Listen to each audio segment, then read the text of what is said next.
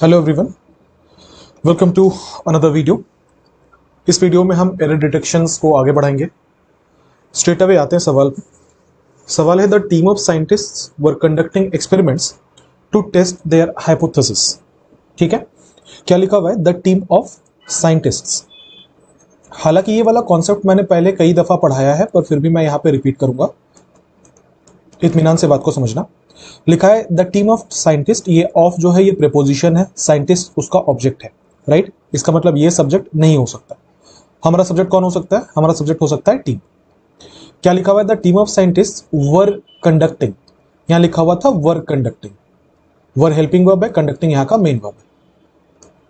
अब आप समझ गए होंगे मैं क्यों ये पॉइंट लिख रहा हूं। यहां जो वर है ये एक प्लूरल हेल्पिंग वर्ब है और एक प्लूरल सब्जेक्ट के साथ ये आता है, जबकि हमने यहां पे देखा कि हमारा सब्जेक्ट साइंटिस्ट नहीं है, हमारा सब्जेक्ट टीम है। दोनों में बहुत अंतर हो जाएगा। अगर हम साइंटिस्ट को सब्जेक्ट मानेंगे तो हमारा सब्जेक्ट प्लूरल हो जाएगा, लेकिन अभी मैंने बोला कि ये प्रीपोजिशन ऑफ का ऑब्जेक्ट है तो हम इसको सब्जेक्ट तो नहीं मान सकते। सब्जेक्ट किसको मानेंगे? फिर हम टीम को मानेंगे। अच्छा, टीम एक कलेक्टिव नाउन होता है, तो अगर ये सिंगुलर जैसा यूज हो रहा है तो हम लोग इसको सिंगुलर मानते हैं। अगर ये प्लूरल जैसा यूज हो रहा है हम इसको प्लूरल मानते हैं। दूसरा कॉमन सेंस ये भी कहता है कि अगर प्लूरल होता तो ये टीम्स होना चाहिए था, क्योंकि हम जोड़ भी सकते हैं टीम को, काउंटेबल नाउन है ये। इसका मतलब हम तो सिंगुलर से ही डील कर रहे हैं। अगर हम सिंगुलर से डील कर रहे हैं तो फिर क्या होना चाहिए? वर की जगह पे वॉज होना चाहिए। ठीक है, पर फिर एक दिक्कत और है इस सेंटेंस में। दिक्कत क्या है? लिखा हुआ है the team of scientist were conducting experiments to test their hypothesis. फिर यहां पे देयर कर दिया गया। देयर कहां से बनकर आया है? दे से बनकर आया है। इसका मतलब अब इस केस में हम टीम्स को प्लूरल मान रहे हैं, जो कि ऑब्वियसली आपको दिख रहा है प्लूरल नहीं है ये। विच मीन्स यहां पे हमें देयर को क्या करना पड़ेगा? इट्स करना पड़ेगा। ठीक है, अब एक स्कूल ऑफ थॉट ये है कि यहां पे जो देयर आया है वो टीम के लिए ना आके साइंटिस्ट के लिए आया है। शायद इसीलिए एसएससी ने भी जो अपना आंसर किया था, एसएससी ने आंसर किया था केवल वर्ब को वॉज चेंज कर देने को, जब उसने शायद इग्नोर कर दिया देयर को ये बोलकर कि ये साइंटिस्ट के लिए आया है। पर देखो, ये स्टूडेंट को कैसे पता चलेगा कि ये साइंटिस्ट के लिए आया है कि टीम के लिए आया है? क्योंकि मीनिंग तो टीम का भी बन रहा है, क्योंकि टीम ने मिलकर हाइपोथेसिस अपना अपना बनाया होगा। इसलिए मेरे हिसाब से ये आंसर ठीक नहीं है। अगर हम इसको सिंगुलर करने के लिए जाते हैं तो हमें वर्ब को भी वॉज करना पड़ता है और देयर को भी इट्स करना पड़ता है। दो जगह पे एरर हो जाता है। तो मैं कुछ out of the box answer बता रहा हूं, हो सकता है कि एसएससी मेरे से एग्री ना करे। मैं ये बोल रहा हूं कि इस टीम को ना टीम्स कर दो। इससे दो फायदे हुए। पहला तो ये कि वर्ब यहां जस्टिफाइड है, और दूसरा आप अगर देयर यूज करना चाहते हो तो देयर यूज करो। ठीक है, तो मेरा आंसर जो होगा वो ये होगा कि टीम की जगह पे टीम्स होना चाहिए। हालांकि एसएससी ने डिफरेंट आंसर किया है, जैसा मैंने बताया आपको। क्वेश्चन नंबर 432 पे पढ़ते हैं। लिखा है कि this region was struck by unusual wave of violence last year. लिखा है दिस रीजन वॉज स्ट्रक। ये स्ट्रक जो है ये वर्ब का थर्ड फॉर्म है। कौन से वर्ड का? स्ट्राइक वर्ड का। स्ट्राइक का V3 होता है स्ट्रक। ठीक है, तो क्या लिखा हुआ है कि दिस रीजन वॉज स्ट्रक, मतलब इस रीजन को के ऊपर स्ट्राइक हुआ था। पैसिव वॉइस में है, आप समझ पा रहे हैं कि बी के बाद V3 हमेशा पैसिव वॉइस होता है। पैसिव वॉइस का मतलब बार बार मैं बोलता हूं, जो आपका सब्जेक्ट है उसके ऊपर काम हो रहा है। तो इसका मतलब यह है कि ये जो रीजन है इसे स्ट्राइक किया गया था। This region was struck. किसके द्वारा स्ट्राइक किया गया था? By unusual wave of violence last year. मतलब पिछले साल बहुत अनयूजुअल तरीके से जो वायलेंस का वेव उठा था, मतलब बहुत ज्यादा जो वायलेंस हुआ था, उसने स्ट्राइक किया था इस रीजन को। हमें हिंदी समझ में आ गया। अब एक एक करके एरर ढूंढते हैं। रीजन सिंगुलर है, सब्जेक्ट है यहां का, उसके लिए वॉज आया है, बिल्कुल ठीक है। पैसिव वॉइस में था तो वॉज के बाद V3 होना चाहिए था, बिल्कुल ठीक है। लिखा हुआ है बाय अनयूजुअल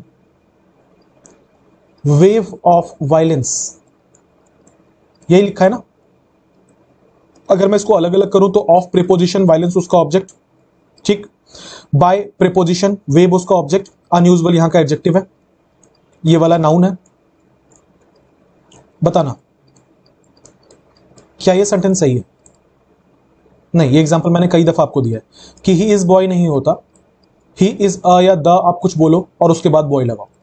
रीजन बिंग, ये बॉय जो है ये काउंटेबल सिंगुलर नाउन है, सिंगुलर काउंटेबल नाउन है। मतलब अगर कोई नाउन है जो कि काउंट कर सकते हैं उसको, और एस या एस लगा के या किसी और तरीके से आप उसको प्लूरल बना सकते हैं, तो ऐसे केस में ये बिना आर्टिकल के कभी भी नहीं आएगा। तो कोई भी नाउन जो काउंटेबल आप यूज कर रहे हो, अगर वो काउंटेबल नाउन है तो सिंगुलर फॉर्म में आप अगर लिख रहे हो सेंटेंस में, तो वो बिना आर्टिकल के नहीं आता। तो यहां क्या लिखा हुआ है? By unusual wave of violence. अच्छा, वेव का वेव्स होता है क्या? बिल्कुल होता है वेव का वेव्स। इसका मतलब क्या ये काउंटेबल है? हाँ जी, बिल्कुल काउंटेबल है। अच्छा, अगर ये काउंटेबल है तो ये क्या सिंगुलर फॉर्म में आएगा? नहीं, सिंगुलर फॉर्म में अगर आया तो उसके पहले आर्टिकल लगाना पड़ेगा। तो हम लोग क्या करेंगे, ऑब्वियसली इसके पहले आर्टिकल नहीं लगेगा, ये एडजेक्टिव्स के लिए आया है तो यहां पे आर्टिकल लगेगा। क्या हो जाएगा? By an unusual wave of violence. Answer है ऑप्शन नंबर ए। 433 पे बढ़ते हैं। लिखा, with reference of your letter the organisation wishes to hire you for the security services. ना, अगर आप रीडिंग करते हो तो ये सारे सवाल आपको बहुत आसान लगेंगे। लिखा, with reference of your letter, नहीं होता साहब। क्या होता है? With reference to your letter. सही क्या होता है? With reference to your letter. So यहां पे ऑफ नहीं होगा, इसकी जगह पे क्या होगा? To. 434, it is imperative in understanding. देखो, इंपेरेटिव का मतलब होता है जरूरी। इट इज इंपेरेटिव का मतलब होता है ये जरूरी है। सो लिखा, it is imperative in understanding the rising importance of artificial intelligence. ये जरूरी है समझना। क्या जरूरी है समझना? जो इंपॉर्टेंस, बढ़ता इंपॉर्टेंस है आर्टिफिशियल इंटेलिजेंस का इन द पब्लिक सेक्टर में, टू इंक्रीज द एफिकेसी। ऐसा समझना क्यों जरूरी है? ताकि एफिकेसी मतलब एफिशिएंसी, टाइम एंड वर्क में आप एफिशिएंसी पढ़ते हो ना, वही एफिशिएंसी, काम करने की किसकी कितनी ताकत है, कितनी क्षमता है। तो लिखा हुआ है, to increase the efficacy and impact of work done for public welfare, की लोगों की भलाई के लिए जो काम किया जा रहा है वो काम कितना ज्यादा एफिशिएंट हो रहा है या कितना इंपैक्ट पड़ रहा है उसका, ये समझने के लिए, ये जानने के लिए बहुत जरूरी है कि आर्टिफिशियल इंटेलिजेंस के राइजिंग इंपॉर्टेंस को समझा जाए। ये इसका हिंदी मतलब था। अब हम एक एक करके अलग अलग करते हैं, फिर हम इसमें एरर ढूंढेंगे। लिखा हुआ है कि it is imperative in understanding. सबसे पहले इट इज इंपेरेटिव का मतलब होता है ये बहुत जरूरी है, ये फिक्स्ड फ्रेज है। It is imperative, it was imperative, जिसका मतलब होता है बहुत जरूरी है या बहुत जरूरी था। इन एक प्रेपोजिशन है, आप सब जानते हैं कि प्रेपोजिशन के बाद अगर कोई वर्ब आया तो वो जेरेंड के फॉर्म में होता है, आईएनजी में होना उसका जरूरी है। तो यहाँ पे अंडरस्टैंडिंग लिखा हुआ है जो कि आईएनजी में है। अब ये मत बोलना कि सर अंडरस्टैंड का तो अंडरस्टैंडिंग नहीं होता, ये स्टेट वाला वर्ब है। वो तब लागू होता है ये रूल जब वो एक मेन वर्ब की तरह इस्तेमाल कर रहे हैं आप। यहाँ पे ये मेन वर्ब थोड़ी है, यहाँ पे तो ये ऑब्जेक्ट है ना। किसका ऑब्जेक्ट है? इन प्रेपोजिशन का ऑब्जेक्ट। तो ऑब्जेक्ट में तो आप कुछ भी लिखो, क्या फर्क पड़ता है। अब बोल रहा है कि क्या समझना जरूरी है, तो ऑब्जेक्ट है the rising importance of artificial intelligence. क्या समझना जरूरी है? इंपॉर्टेंस समझना जरूरी है। किस चीज का? आर्टिफिशियल इंटेलिजेंस का। ये ऑफ प्रेपोजिशन था, आर्टिफिशियल इंटेलिजेंस का ऑब्जेक्ट था। आगे लिखा हुआ है in the public sector, in preposition है, पब्लिक सेक्टर उसका ऑब्जेक्ट है। क्या करने के लिए, पर्पस बताने के लिए 2+V1 का इस्तेमाल होता है, जिसको हम लोग इन्फिनेटिव बोलते हैं। तो यहां पे भी देखो टू इंक्रीज लिखा हुआ है। क्या इंक्रीज करना है? इसका ऑब्जेक्ट लिखा हुआ है यहां पे द एफिकेसी। क्या इंक्रीज करना है? एफिकेसी इंक्रीज करनी है। एंड इंपैक्ट ऑफ वर्क, और जो काम करने का प्रभाव है वो इंक्रीज करना है। कौन सा काम? जो किया जा रहा है पब्लिक वेलफेयर के लिए, done for the public welfare. Right, हमने अलग अलग कर लिया। अब अगर आप इतनी बात समझ पाए कि प्रेपोजिशन है उसका ऑब्जेक्ट है, प्रेपोजिशन जैसे यहां पे प्रेपोजिशन है उसका ऑब्जेक्ट है, इसमें तो कोई एरर नहीं है। प्रेपोजिशन है उसका ऑब्जेक्ट है, कोई एरर नहीं है। यहां पे 2+V1 होना चाहिए था, वही लिखा हुआ है, कोई एरर नहीं है।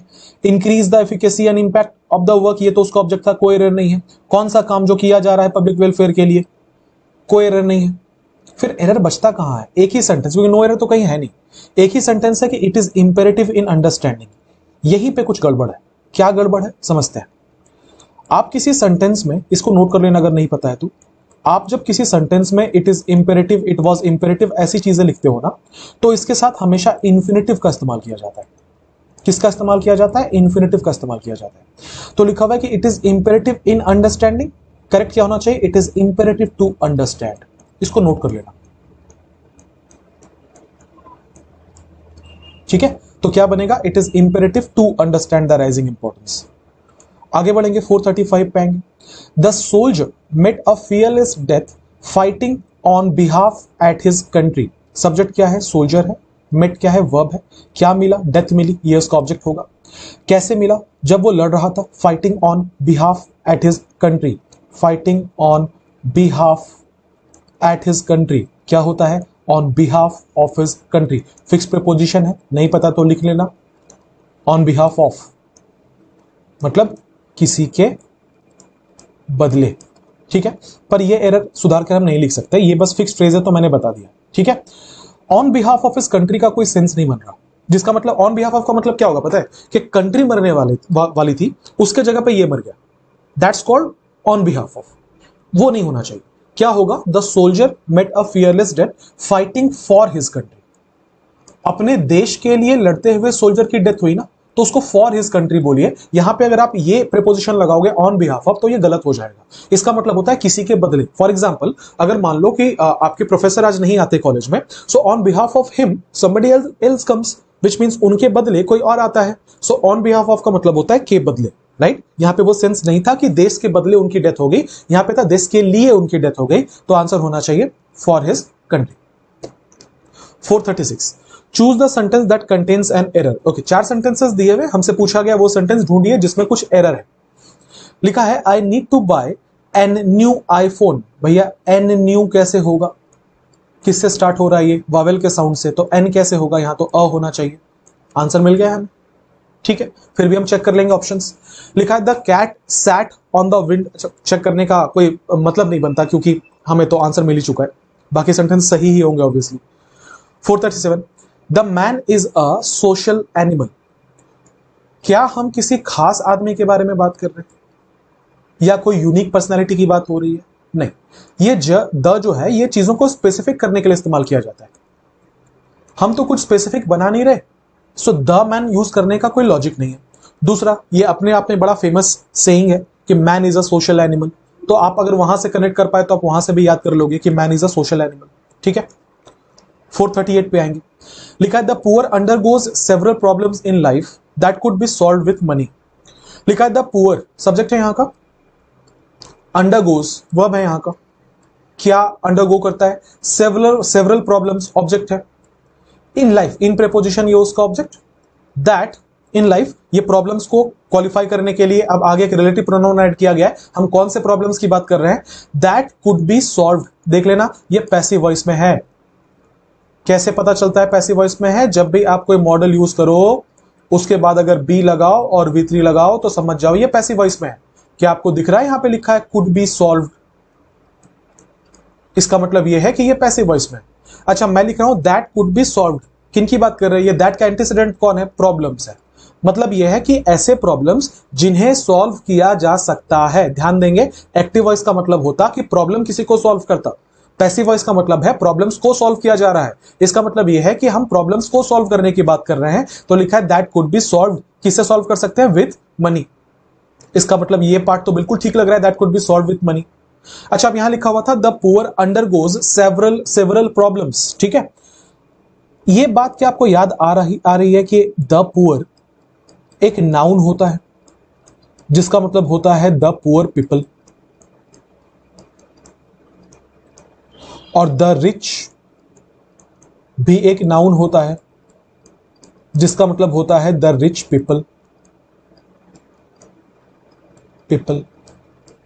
ठीक है। पुअर और द पुअर में डिफरेंस है, रिच और द रिच में डिफरेंस है। मैं एक बार डिफरेंस क्लियर किए देता हूं। पुअर बोलो या रिच बोलो, ये एडजेक्टिव्स होते हैं। आप केवल अगर पुअर बोलोगे तो मीनिंग कन्वे नहीं होगा, आपको बोलना पड़ेगा poor boy, poor girl, poor people, कुछ भी, क्योंकि ये एडजेक्टिव किसके लिए आ रहा है, कौन सा नाउन है इसका, वो आपको लिखना पड़ता है। इसका मतलब हम केवल पुअर लिखते तो हमारा सब्जेक्ट ये नहीं बन पाता, हमें उसके बाद पुअर पीपल लिखना पड़ता।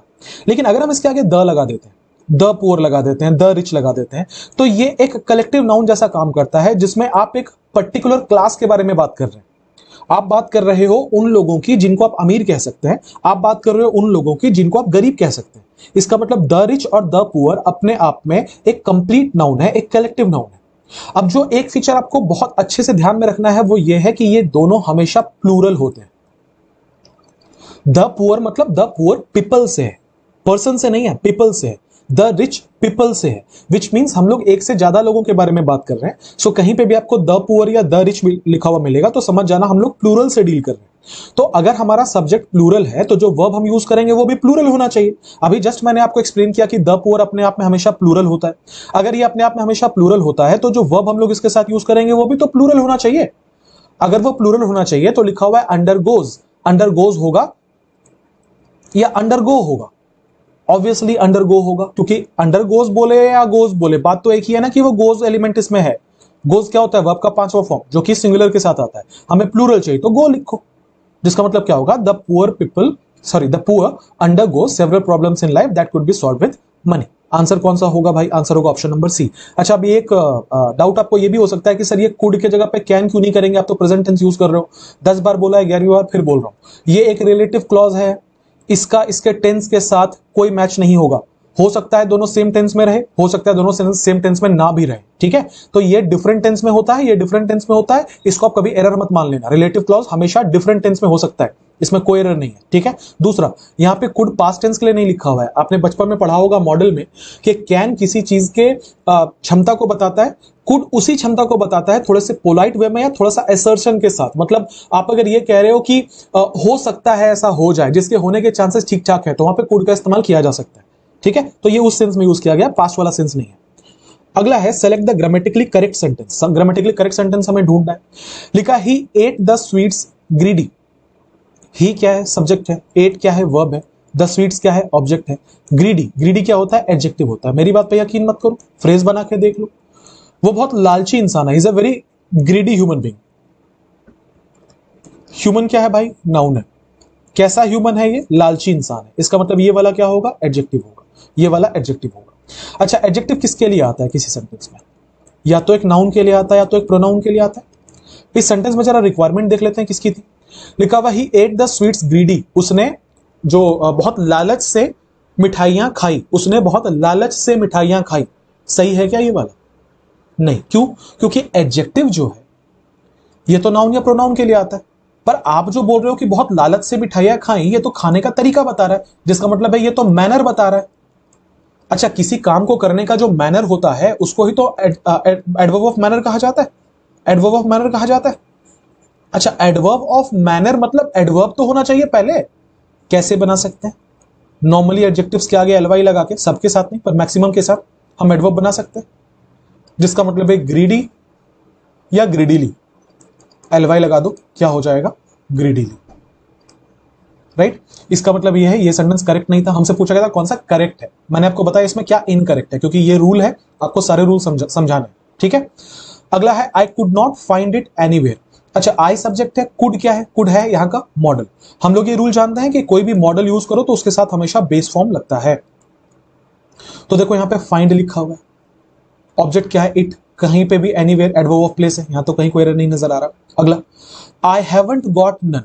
आई हैवंट, आई के साथ हैव आता है, बिल्कुल ठीक है। लिखा है I haven't which means I have not get none. अच्छा, ये नॉट और नन क्या एक सेंटेंस में हो सकता है? नहीं, ये भी नेगेटिव होता है और ये भी नेगेटिव होता है। एक सेंटेंस में कैसे यूज करेंगे? So I haven't get got any बोल सकते थे, आई हैवंट गॉट नन नहीं हो सकता, ठीक है। जिसका मतलब है ये सेंटेंस भी इनकरेक्ट था, ये सेंटेंस भी इनकरेक्ट है। अच्छा, ये वाला देख लेते हैं। लिखा हुआ he is much weak. Again बहुत इंपॉर्टेंट रूल है, ये ऑलरेडी मैं पढ़ा चुका हूं आपको। ये रूल क्या पढ़ाया था याद दिला रहा हूं। वेरी के साथ हम पॉजिटिव डिग्री ऑफ एडजेक्टिव लगाते हैं। क्या लिख दिया मैंने? पॉजिटिव डिग्री ऑफ एडजेक्टिव लगाते हैं, जबकि मच के साथ हम कॉम्परेटिव डिग्री को ऑफ एडजेक्टिव लगाते हैं। ये मैंने आपको याद कराने के लिए भी बोला था कि कुछ याद नहीं रखना है, आपको बस ये याद रखना है कि very good and much better. बस इतना याद रख लो, काम हो गया। मच बेटर, बेटर क्या है? कॉम्परेटिव डिग्री है। वेरी गुड, गुड क्या है? पॉजिटिव डिग्री है। तो बस इतना करना है कि very good and much better, right. तो आंसर क्या हो जाएगा? सॉरी, ये वाला क्या है? ही इज मच वीक, गलत है, वीकर होना चाहिए था, तो ये भी इनकरेक्ट है। हमसे पूछा गया था कौन सा करेक्ट है, ऑप्शन नंबर बी करेक्ट होगा, ठीक है। एक ही क्वेश्चन में 4 क्वेश्चन थे, चारों मैंने समझा दिया आपको। 440 पे बढ़ेंगे। लिखा he speaks pleasantly with her yesterday evening but not today. लिखा हुआ ही स्पीक्स, ही क्या होगा? सब्जेक्ट होगा। स्पीक्स क्या है? वर्ब है। अच्छा, ध्यान देना, स्पीक्स लिखा हुआ है, जिसका मतलब है V5 है। दो बातें, पहला ये कि ये सिंगुलर फॉर्म होता है, यहां पे ही लिखा हुआ था जो कि सिंगुलर था, तो उसके लिए स्पीक्स आया, तो ठीक है। दूसरा, ये प्रेजेंट टेंस को शो करता है। ये दोनों बातें जरूरी है। आगे बढ़ेंगे। ही स्पीक्स कैसे बात कर रहा है? प्लेजेंटली बात कर रहा है। ये एडवर्ब ऑफ मैनर है, तरीका बता रहा है। किससे बात कर रहा है? विथ हर, विथ प्रीपोजिशन, ये उसका ऑब्जेक्ट। कब बात किया? यस्टरडे एडवर्ब ऑफ टाइम है, तो क्या हो गया? He speaks pleasantly with her yesterday. अच्छा, हम लोग तो बीते हुए कल की बात कर रहे हैं। एक पर्टिकुलर टाइम मेंशन कर दिया गया कि कब की बात हो रही है, जब ये समय बीत गया, जिसका मतलब पहले उसने बात की थी, ये समय बीत चुका। यस्टरडे की बात हो रही है। अगर यस्टरडे की बात हो रही है, इसका सीधा सीधा मतलब ये है ना कि ये जो प्रेजेंट टेंस में है ये गलत है। अगर मैंने कोई काम कल किया तो वो तो पास्ट टेंस में लिखा होना चाहिए ना। तो स्पीक्स कैसे लिखा हुआ है? तो एरर है या नहीं है? बिल्कुल एरर है साहब। अगर आपने कोई काम कल किया है तो उसको V2 में लिखिए, विच मीन स्पीक नहीं, उसको स्पोक लिखिए। तो क्या हो जाएगा, he spoke pleasantly with her yesterday. Answer होगा स्पीक्स को हटा के स्पोक। 441 लिखा है hurray here is the toy what I was looking for as my birthday gift. लिखा हुआ है हुर्रे, ये वो खिलौना है जो मैं ढूंढ रहा था मेरे बर्थडे के गिफ्ट के तौर पर। देखो हुर्रे जो है ये एक एक्सक्लेमेशन साइन है, ठीक है, ये एक इंट्रोगेटिव सेंटेंस का पार्ट है। लिखा हुआ है कि हियर इज द टॉय, ये वो खिलौना है। अच्छा आगे लिखा हुआ है what I was looking for. What एक रिलेटिव प्रोनाउन होता है। ये पूरा पूरा रिलेटिव क्लॉज है, पूरा पूरा रिलेटिव क्लॉज है। मैं कह रहा हूं ये वो खिलौना, कौन सा खिलौना भाई, जो खिलौना मैं अपने बर्थडे गिफ्ट के लिए ढूंढ रहा था। उसका मतलब है here is the toy what I was looking for as my birthday gift. ठीक है, अब देखो जब हम लोग कोई चीज यूट्यूब पे पढ़ाते हैं, क्योंकि ये क्वेश्चन मैंने यूट्यूब पे भी पढ़ाया था 3-4 महीने पहले, जब हम कोई चीज यूट्यूब पे पढ़ाते हैं तो हमें बहुत ज्यादा डीप जाने का परमिशन नहीं होता, क्योंकि हमारे व्यूअर सब एक लेवल के नहीं है। पेड बैचेस का फायदा यह है कि मैं आपको डीप में जाके समझा सकता हूं कि क्या है, क्योंकि आप सब मेरे अपने स्टूडेंट हो और मैं प्रीवियस क्वेश्चंस पढ़ा के, मतलब अभी तक जो 440 सवाल हमने किए हैं उसमें आपका लेवल मैं वहां तक शायद और होपफुली यहां तक लेके आ पाया हूं कि थोड़ी कॉम्प्लेक्स चीजें आप समझ सकते हैं। तो जब मैं यूट्यूब पे वीडियोस बना रहा था तब मैंने ये बोला था कि व्हाट नॉर्मली रिलेटिव प्रोनाउन में काउंट नहीं होता, हु विच दैट वगैरह होता है, पर अगर आप ग्रामर का रूल देखोगे तो ये डेफिनेटली रिलेटिव प्रोनाउन है। ठीक है, अब मैं थोड़ा डेप्थ में जा रहा हूं। व्हाट का मीनिंग क्या होता है जब आप इसको as a relative pronoun use करते हो, तो व्हाट का मतलब क्या होता है, the thing that, the thing that. For example here is what I was looking for. मतलब यह है here is the thing that I was looking for, यही वो चीज है जिसे मैं ढूंढ रहा था। तो व्हाट का आपने यहां पे इस्तेमाल देखा, सिर्फ ऑब्जर्व करना कैसे लिखा हुआ है। ठीक है, अच्छा अब इस क्वेश्चन को मैं लिखता हूं तो क्या लिख रहा हूं कि here is the toy, here is the toy, यहां व्हाट लिखा हुआ है, मैं लगा देता हूं the thing that I was looking for. Here is the toy the thing that I was looking for. कोई सेंस बना इसका, कोई सेंस नहीं बना। क्यों पता है, क्योंकि ये जो द थिंग यहां पे लिखा हुआ है ना, उसको क्लियरली मेंशन कर दिया गया था पहले ही द टॉय के फॉर्म में। इस वाले सेंटेंस में देखना कोई ऑब्जेक्ट नहीं था, लिखा हुआ था हियर इज व्हाट, ये व्हाट ऑब्जेक्ट का काम कर रहा था, जबकि इस सेंटेंस में लिखा हुआ है here is the toy, already object है। तो हम फिर यहां पे अगर व्हाट लगा देंगे तो मीनिंग हो जाएगा here is the toy the thing that I was looking for. कोई सेंस नहीं बन रहा। आप क्या बोलना चाह रहे थे, ये वो सामान है जिसे मैं ढूंढ रहा था या जो मैं ढूंढ रहा था। तो उस केस में ज्यादा अच्छा ये है ना कि आप या तो केवल दैट लगा लो या तो निर्जीव चीज है आप विच लगा लो, है ना। तो आंसर क्या होना चाहिए कि hurray here is the toy that I was looking for या विच आई वाज लुकिंग फॉर। यहां से दैट और विच लगाने का फायदा यह हुआ कि जो द थिंग वाली बात थी इसको हमने यहां से हटा दिया। अगर आपने ये दोनों सेंटेंस को आपस में कंपेयर कर लिया तो आपको बहुत क्लियरली ये रूल समझ में आ जाएगा। ठीक है, अगर डाउट होगा फिर भी तो चैट्स में पूछ लेना। 442 the politician was accused of accepting bribes and lied about it to the public. बहुत ही तगड़ा सवाल है, बहुत ही खूबसूरत सवाल है। लिखा हुआ है the politician was accused of, एक एक करके मैं अलग करता हूं। द पॉलिटिशियन सब्जेक्ट है, वॉज अक्यूज्ड B+V3 दिख रहा है, इसका मतलब पैसिव वॉइस है, जिसका मतलब ये पॉलिटिशियन ने किसी के ऊपर आरोप नहीं लगाया। अक्यूज मतलब होता है आरोप लगाना, पॉलिटिशियन के ऊपर आरोप लगाया गया, जिसका मतलब ये है the politician was accused of. ये वाला आपका हेल्पिंग वर्ब हो जाएगा और ये वाला आपका मेन वर्ब हो जाएगा। ठीक है, सो लिखा हुआ है the politician was accused of. दूसरा नोट, अक्यूज्ड अपने बाद हमेशा ऑफ लेता है। ये बात मैंने फिक्स प्रीपोजिशन में आपको शायद बताया है ऑलरेडी। ठीक है, जब किसी क्वेश्चन में आया था वहां पे मैंने आपको बताया था। सो अक्यूज्ड के बाद ऑफ लगता है, ये तो कोई एरर नहीं है। आगे बढ़ेंगे, ऑफ एक्सेप्टिंग ब्राइब्स। अच्छा, ऑफ एक प्रीपोजिशन है, एक प्रीपोजिशन के बाद हमेशा जेरंड आता है। तो देखो लिखा हुआ था वाज अक्यूज्ड ऑफ एक्सेप्टिंग, बिल्कुल ठीक है, ऑफ के बाद तो एक्सेप्टिंग आना चाहिए। क्या ऐसे एक्सेप्ट कर रहे हैं, ब्राइब्स एक्सेप्ट कर रहे हैं, ये इसका ऑब्जेक्ट है। And lied about it. अब मुझे सिर्फ इतना बात बता देना आप कि ये जो एंड लिखा था ये कौन से दो क्लॉज को जोड़ रहा था। अगर आप ये समझ पाए कि एंड कौन से दो चीजों को जोड़ रहा है तो आपका काम यही आसान हो जाएगा।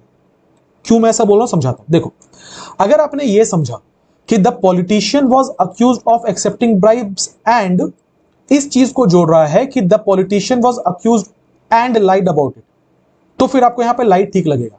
क्यों? क्योंकि वॉज के बाद V3 होना चाहिए था, यहां पे भी V3 है और यहां पे भी V3 है। ठीक है, इसका मतलब क्या बनेगा कि उस नेता के ऊपर आरोप लगाया गया कि वो घूस ले रहा है और झूठ बोला गया है। झूठ बोला गया, कोई सेंस नहीं है। इसका मतलब मेरे हिसाब से ये एंड जो है ये अक्यूज और लाइड को नहीं जोड़ रहा था। आगे बढ़ते हैं, और किसी चीज को जोड़ सकता है क्या? The politician was accuse of accepting bribes and, अच्छा अब मैं क्या कर रहा हूं, the politician was accuse of को मैं कॉमन निकाल ले रहा हूं। अब किसको किसको जोड़ रहा है, जरा मैं जो जो मार्क कर रहा हूं देखना। अब ये जोड़ रहा है एक्सेप्टिंग ब्राइब्स को और लाइंग अबाउट इट को, या लाइड अबाउट इट को। अच्छा अब मैं क्या बोल रहा हूं, मैंने पूरा कॉमन निकाल लिया है, the politician was accuse of को पूरा कॉमन निकाल लिया है। मतलब उस पॉलिटिशियन के ऊपर आरोप लगाया गया, उस पॉलिटिशियन को अक्यूज किया गया किस चीज का? ए, एक्सेप्टिंग ब्राइब्स, मतलब उसके ऊपर दो आरोप लगे हैं। पहला ये कि वो ब्राइब एक्सेप्ट कर रहा है, और दूसरा वो पब्लिक से इसके बारे में झूठ भी बोल रहा है, तो ये भी आरोप है उसके ऊपर। तो यहां पे पॉलिटिशियन के ऊपर दो आरोप लगाए गए हैं, एक तो कि वो एक्सेप्ट कर रहा है ब्राइब को, और दूसरा वो उसके बारे में झूठ बोल रहा है। इन बोथ द केसेस आपका कॉमन क्या निकला है? The politician was accuse of, जिसका मतलब यह है कि ऑफ प्रीपोजिशन तो है ही दोनों में। इसका मतलब इसके बाद जब हम पहला जो भी वर्ड लिखेंगे वो जेरेंड में आना चाहिए अगर वो वर्ब है, और जो दूसरा हम कनेक्ट कर रहे हैं वो भी किस में आना चाहिए? जेरेंड में आना चाहिए। तो देखना यहां पे लिखा हुआ था एक जगह पे एक्सेप्टिंग ब्राइब्स, और दूसरी जगह पे लिखा हुआ था लाइड अबाउट इट। भैया लाइड तो वर्ब का दूसरा फॉर्म हो जाएगा, ऑफ के बाद लाइड थोड़ी लिख सकते हैं। अगर कोई वर्ब आएगा तो वो तो जेरेंड होना चाहिए। इसका मतलब यहां पे क्या होगा? Lying about it. तो एरर ये है, यहां पे लाइड नहीं होगा, यहां पे लाइंग होगा। एक बार मैं फिर से समअप कर रहा हूं, थोड़ा सा कंफ्यूजिंग है। यहां पे मैंने क्या बोला कि the politician was accused of accepting bribes and, ये एंड किन दो चीजों को जोड़ रहा है आपको बस यही पता करना है। अगर आपने ये मान लिया कि दोनों में द पॉलिटिशियन कॉमन है और वाज अक्यूज्ड ऑफ को लाइड अबाउट से जोड़ा जा रहा है, तो मीनिंग नहीं निकलेगा सेंटेंस का।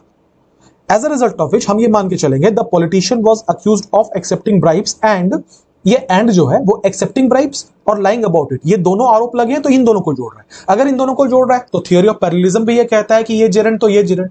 दूसरा ऑफ प्रीपोजिशन है, आपने कॉमन लिया है ऑफ को, तो ऑफ के बाद एक्सेप्टिंग भी होगा, ऑफ के बाद लाइंग भी होगा, तो यहां लाइट नहीं लाइंग होना चाहिए।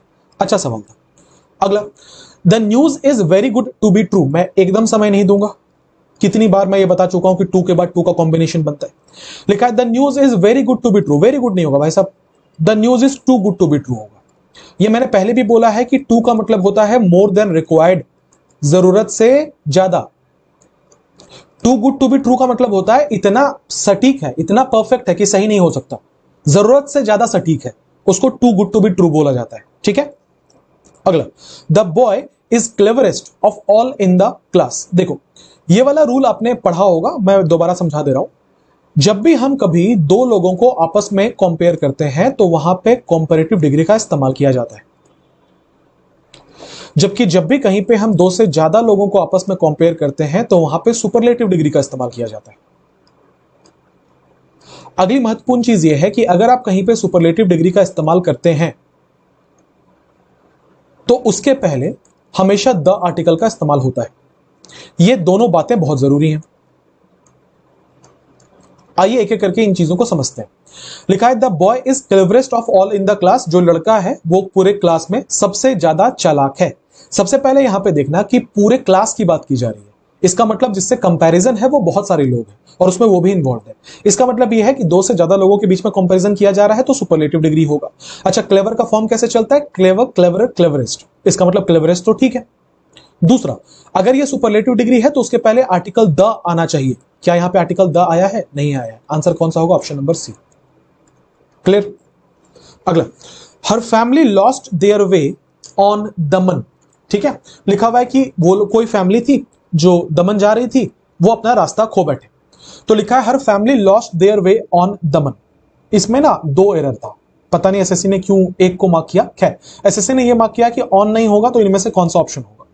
देखो होने को तो प्रीपोजिशन में टू भी हो सकता है, मैं ये भी बोल सकता हूं कि her family lost their way to Daman, कि वो लोग जब दमन जा रहे थे अपना रास्ता वो खो बैठे। ठीक है, पर यहां पे हम टू नहीं लिख के क्या लिखेंगे?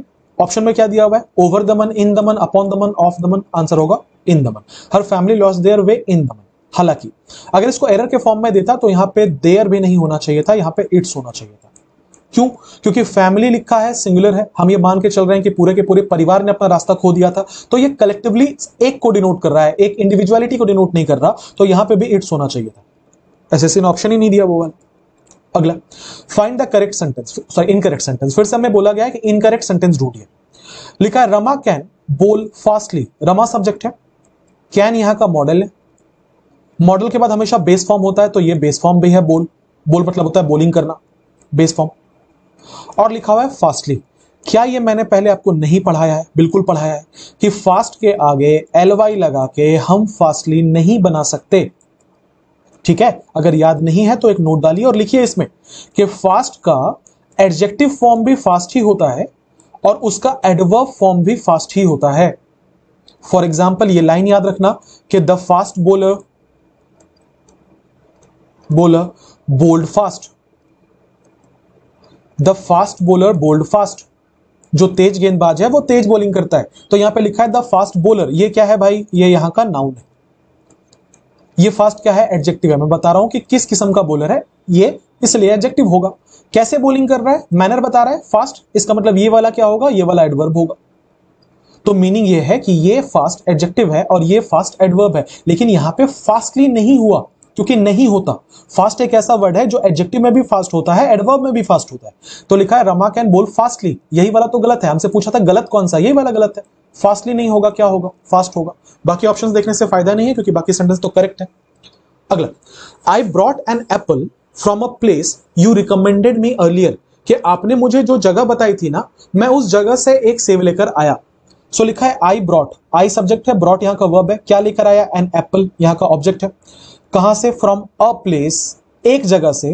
कौन सा प्लेस? अब देखो यू रिकमेंडेड मी अर्लियर, यहां पे आपको दिख रहा होगा कि एडजेक्टिव क्लॉज है, एडजेक्टिव क्लॉज है, राइट? किसके लिए आया है? प्लेस के लिए। मैं कह रहा हूं कि मैं एक सेब लेकर आया जगह से। कौन सी जगह से? उस जगह से जो आपने मुझे पहले बताया था। So you recommended me earlier. हम लोग कहते हैं ना बहुत बार, अरे वहां अच्छा फल मिलता है, वहीं से लेके आना। सो मैंने रिकमेंड किया उसको। तो लिखा है कि मैं एक सेब लेके आया उस जगह से जो आपने मुझे रिकमेंड किया था। I brought an apple from a place you recommended me earlier. ये गलत होगा कि नहीं होगा? 100% गलत होगा। क्या हम प्लेस को स्पेसिफिक नहीं बना रहे? बिल्कुल बना रहे। सेंटेंस में ही लिखा हुआ है कि जिस जगह से आपने बोला था, तो वो तो एक खास जगह हो गई ना। सेंटेंस में तो जिक्र है उसका, मैंने आपको पहले बताया है उस जगह के बारे में, तो ऐसे केस में तो द लगना चाहिए। तो आंसर क्या होगा? आंसर होगा अ हटा के यहां पे हम लोग द कर लेंगे कि I brought an apple from the place you recommended me earlier. अगला, a crocodile was swimming in a river. एक क्रोकोडाइल जो है वो रिवर में स्विम कर रहा है, रिवर में तैर रहा है। क्रोकोडाइल यहां का सब्जेक्ट है, वॉज यहां का हेल्पिंग वर्ब है, इसके साथ V4 आता है तो स्विमिंग यहां का V4 है। इन प्रीपोजिशन ये उसका ऑब्जेक्ट। कहीं कोई एरर नहीं मिला, आंसर क्या होगा? No error. अगला, an old man whom we met while coming back from our college lives at my uncle's place। अब जहां कहीं पे भी किसी भी बच्चे को whom मिल जाता है ना, वो सबसे पहले सोचता है कि उसको who में बदल दे। तो ऐसा नहीं है ना कि whom रहेगा तो हर जगह पे who बदल देंगे, हमें चेक करना पड़ेगा। कैसे चेक करते हैं? सबसे स्टैंडर्ड तरीका यह है भाई कि आप इसमें ढूंढ लो कि नंबर ऑफ आपके सब्जेक्ट्स कितने हैं और नंबर ऑफ वर्ब्स उसके लिए कितने आए, बस यही ढूंढना है। आइए चेक करते हैं। लिखा है कि an old man whom we met, we subject के लिए met वर्ब आया है, बिल्कुल ठीक है। while preposition coming उसका ऑब्जेक्ट, इसको वर्ब मत मान लेना। while coming back from our college lives, subject क्या था? एन ओल्ड मैन, उसके लिए क्या आया है? लिव्स आया है। सब्जेक्ट क्या था? एन ओल्ड मैन, उसके लिए क्या आया? लिव्स आया है। इसका मतलब दो सब्जेक्ट है, दो वर्ब है, तो बैलेंस्ड है बिल्कुल। अगर हम हु कहां करते हैं? हु हम वहां करते हैं जहां पे हमें एक सब्जेक्ट की रिक्वायरमेंट है, क्योंकि हु अपने आप में सब्जेक्ट होता है। जहां पे हमें सब्जेक्ट की रिक्वायरमेंट नहीं है वहां पे हम ऑब्जेक्ट लगाते हैं जो कि हुम है। तो यहां तो एक्स्ट्रा सब्जेक्ट कहीं हमें रिक्वायरमेंट थी नहीं, तो हम हु को हुम में क्यों चेंज करेंगे? तो वो वाला एरर यहां पे नहीं है, ठीक है। ऐसा नहीं होता कि हु को जहां रहेगा वहां हुम बदल देंगे और हुम को हु कर देंगे, रट के नहीं पढ़ना है। आगे लिखा था an old man whom we met while coming back from our college. मैंने जिस पोर्शन को ब्रैकेट के अंदर डाला है, क्या आप ये बात समझ पाए कि वो एक रिलेटिव क्लॉज है? अब इतने क्वेश्चंस मैं करा चुका इसके ऊपर कि अब आपको समझ में आने लगा होगा कि रिलेटिव क्लॉज किसको कहा जाता है। रिलेटिव क्लॉज उसको कहते हैं जिसमें हु, विच या दैट की मदद से या और किसी रिलेटिव प्रोनाउन की मदद से किसी के बारे में एक्स्ट्रा एडिशनल इंफॉर्मेशन दी जाती है। तो मैंने लिखा कि उस बूढ़े आदमी से, कौन से बूढ़े आदमी से? जिससे हम मिले थे, whom we met while coming back from our college। इसका मतलब यह है कि जब हमने ये लिख दिया कि एक बूढ़ा आदमी, कौन सा आदमी? जिससे हम मिले थे जब हम कॉलेज से वापस आ रहे थे। तो क्या हमने इस बूढ़े आदमी को स्पेसिफिक नहीं कर दिया? कर दिया कि नहीं कर दिया? बिल्कुल कर दिया। अच्छा आगे देखते हैं। Lives at my uncle's place, फिर से देखना यहां पे मेट पास्ट में है, लिव्स प्रेजेंट में है, तो ये मत बोल देना सर दोनों का टेंस नहीं मिल रहा। फिर से वही रीजन है, दोनों रिलेटिव क्लॉज, एक रिलेटिव क्लॉज एक मेन सेंटेंस है, दोनों का टाइमलाइन सेम नहीं होगा। हो गया तो अच्छी बात है, नहीं भी हुआ तो कोई आश्चर्य की बात नहीं है। ठीक है, मेन सेंटेंस क्या है हमारा? An old man lives at my uncle's place, एक बूढ़ा आदमी मेरे घर के पास रहता है, मेरे अंकल के घर के पास रहता है। ये सेंटेंस अगर केवल ये दिया रहता है ना कि an old man lives at my uncle's place, तो हम इसको एरर ही नहीं करते, चीजें तो ठीक ही हैं। कहां गड़बड़ है भाई? गड़बड़ इस जगह पे है कि एन ओल्ड मैन को आपने आगे स्पेसिफाई कर दिया। कौन सा बूढ़ा आदमी? वो आदमी जो मेरे अंकल के घर के पास रहता है। इसका मतलब अब ये कोई खास व्यक्ति के बारे में आप बात कर रहे हो जिसके बारे में ऑलरेडी जिक्र हो चुका था, आप जानते हो उस व्यक्ति को, आप मिले थे उस व्यक्ति से कॉलेज आते हुए, तो आपने स्पेसिफाई कर दिया इसको। अगर स्पेसिफाई कर दिया तो क्या लगेगा? The old man. I hope clear है क्वेश्चन। 450 पे बढ़ेंगे। लिखा he was youngest than his brother. Youngest तो सुपरलेटिव डिग्री है, ये नहीं लगता, क्या लगता है? कंपैरेटिव डिग्री लगता है। तो क्या होगा? यंगर होना चाहिए। आ जाओ, यंगर, यंगेस्ट, यंगेस्ट नहीं हो सकता, टू यंग के बाद देन नहीं लगेगा, यंग के बाद नहीं लगेगा, एक ही ऑप्शन बच रहा है। अगला, when I was in 5th grade I used to ride on my red bicycle. जब मैं 5वीं कक्षा में था, when I was, I subject, was इसका linking verb, in 5th grade, जब मैं 5वीं कक्षा में था, आई यूज्ड टू राइड। क्या यह बात आपने सुना है कि हैबिचुअल एक्शन अगर प्रेजेंट का हो तो उसमें हम V1 या V5 लगाते हैं, लेकिन अगर वही हैबिचुअल एक्शन पास्ट का हो तो उसको 2-3 तरीके से लिखा जा सकता है। आप V2 में लिखोगे तो भी हैबिचुअल एक्शन हो जाएगा। आप उसको यूज्ड टू, सबसे ज्यादा कॉमनली यूज क्या होता है? I used to. जब भी आप पास्ट हैबिचुअल एक्शन की बात करते हो तो वहां पे सबसे कॉमनली यूज्ड टू का इस्तेमाल किया जाता है। जैसे जब मैं 10 साल का था मैं स्कूल जाता था, when I was 10 years old I used to go to school. Used to नहीं, यूज्ड टू, डी लगा के, पास्ट करके। अब यहां पे क्या लिखा हुआ था? When I was in 5th grade, जब मैं 5वीं कक्षा में था, मैं रेड बाइसिकल चलाया करता था। तो चलाया करते थे तो पास्ट में चलाया करते थे ना, ये तो पास्ट का हैबिचुअल एक्शन है। तो फिर यहां पे यूज्ड टू क्यों लिख रहे हो? क्या होना चाहिए? आई यूज्ड टू। क्लियर है? 452 लिखा है, owl was hooting through out the night. देखो आउल लिखा हुआ है, वावेल का साउंड है, तो अ होगा कि एन होगा? ऑब्वियसली एन होगा, आंसर हो जाएगा an, owl was. Next, they were laid in the sun the entire morning till Sudarshan came। पिछले वीडियो में आपको याद होगा मैंने आपको ले और लाई का डिफरेंस बताया था। मैंने ये भी बोला था कि बहुत इंपॉर्टेंट है, बहुत बार आएगा। लो आज के वीडियो में आ गया। लाई का मतलब होता है जब आप कहीं पे रिक्लाइन करते हैं या रेस्टिंग पोजीशन पे होते हैं। कहने का मतलब यह है कि जब आप कहीं लेट के आराम कर रहे हो उसको लाई बोला जाता है। इसका फॉर्म कैसे चलता है? लाई, ले और लेन। मैंने ये भी बोला था कि ये एक इंट्रांजिटिव वर्ब है जिसका मतलब है कि इसके साथ कोई ऑब्जेक्ट नहीं आता। ले का मतलब होता है किसी चीज को रखना या किसी चीज को बिछाना। ये एक ट्रांजिटिव वर्ब है, इसके साथ हमेशा कोई ना कोई ऑब्जेक्ट आएगा। इसका फॉर्म कैसे चलता है? ले, लेड, लेड। सवाल पे आते हैं। लिखा है कि they were laid in the sun. Laid किसका फॉर्म है? ले का फॉर्म है, ले का V3 है, ले का V3 है। लिखा हुआ है कि they were laid in the सन, उन्हें सूरज में बिछाया गया पूरी सुबह है।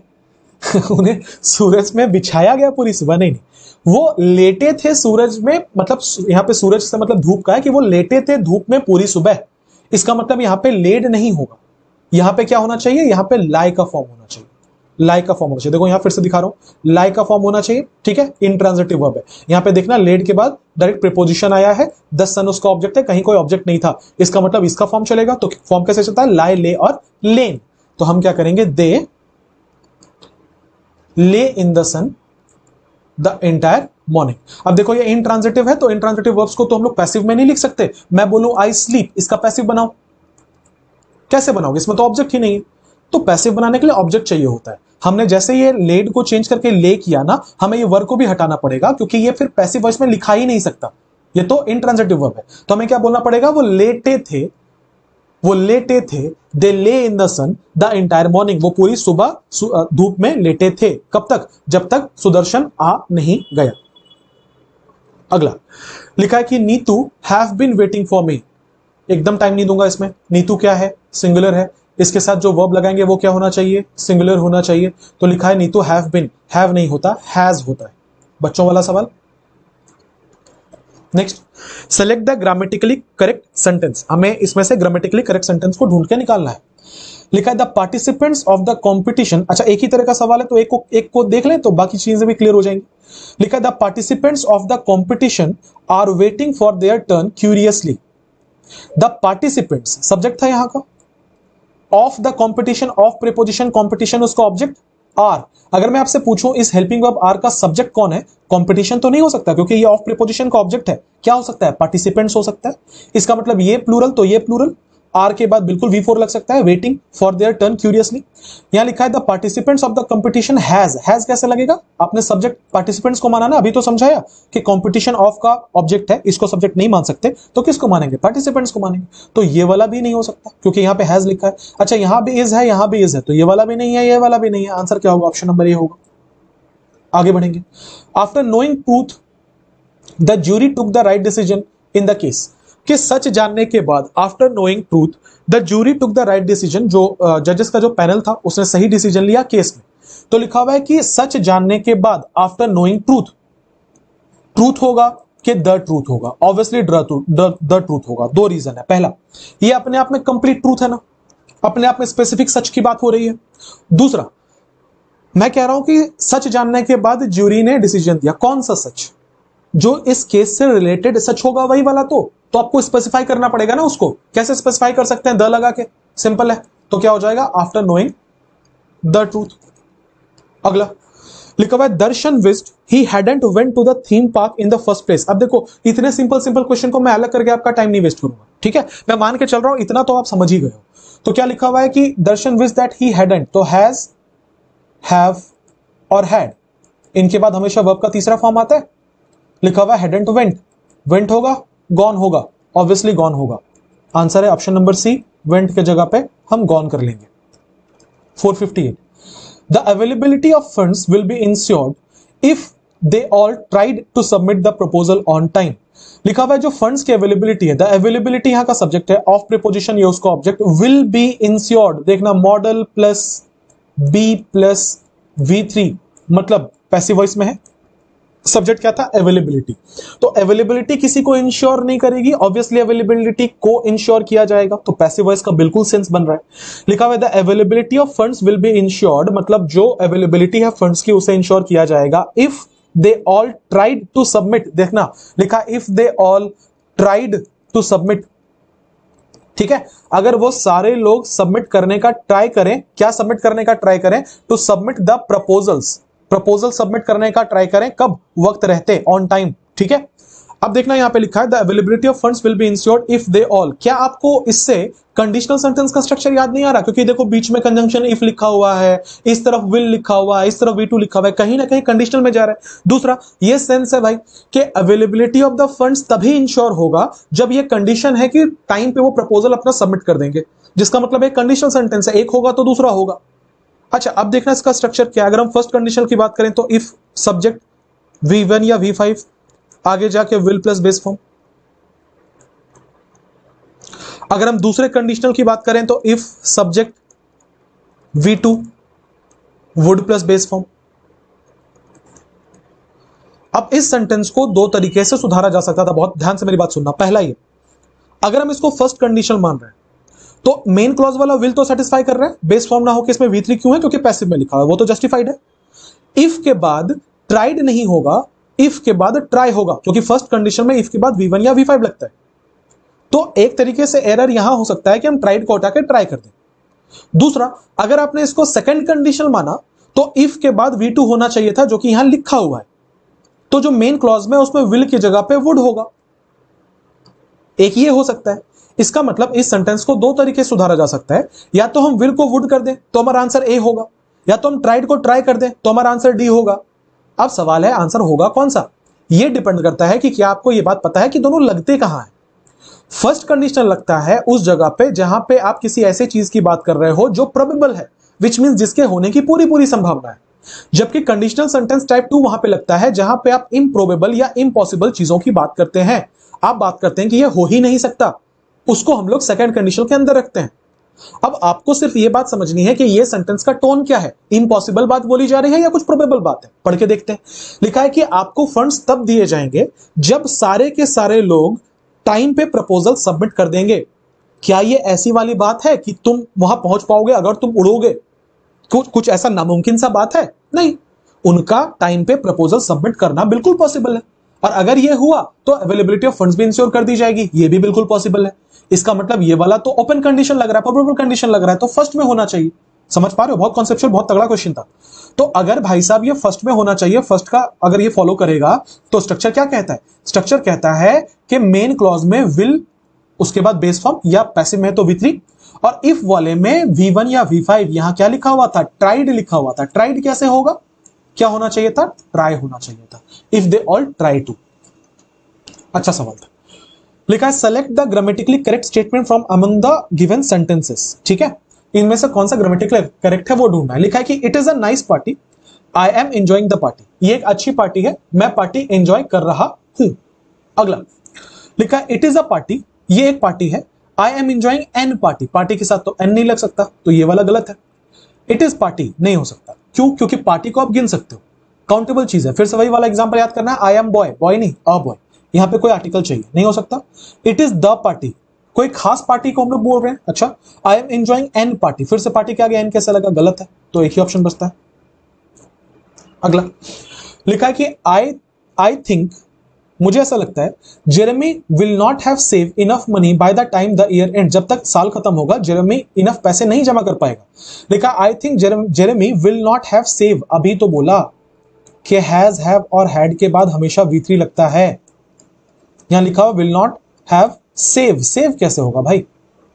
सेव्ड होना चाहिए ना, तो सेव को हटाइए, सेव्ड कर दीजिए। अगला select the grammatically correct sentence. Correct sentence ढूंढना है। लिखा है कि it is a old uniform, a नहीं एन ओल्ड यूनिफॉर्म होता तो चलता, ये गलत है। इट इज ओल्ड यूनिफॉर्म, ये भी नहीं हो सकता। अगला it is the old uniform, कौन सा कोई खास यूनिफॉर्म की बात हो रही है? नहीं, ये भी ठीक नहीं लग रहा। It is an old uniform, answer होगा ऑप्शन नंबर डी। क्लियर है? क्योंकि यहां पे यूनिफॉर्म को काउंट कर सकते हैं, तो इसके आगे कोई ना कोई आर्टिकल चाहिए। अगला फाइंड द करेक्ट सेंटेंस, फिर से करेक्ट सेंटेंस ढूंढना है। लिखा है कि सी परचेज्ड अ एप्पल, एप्पल के साथ एन लगता है भाई।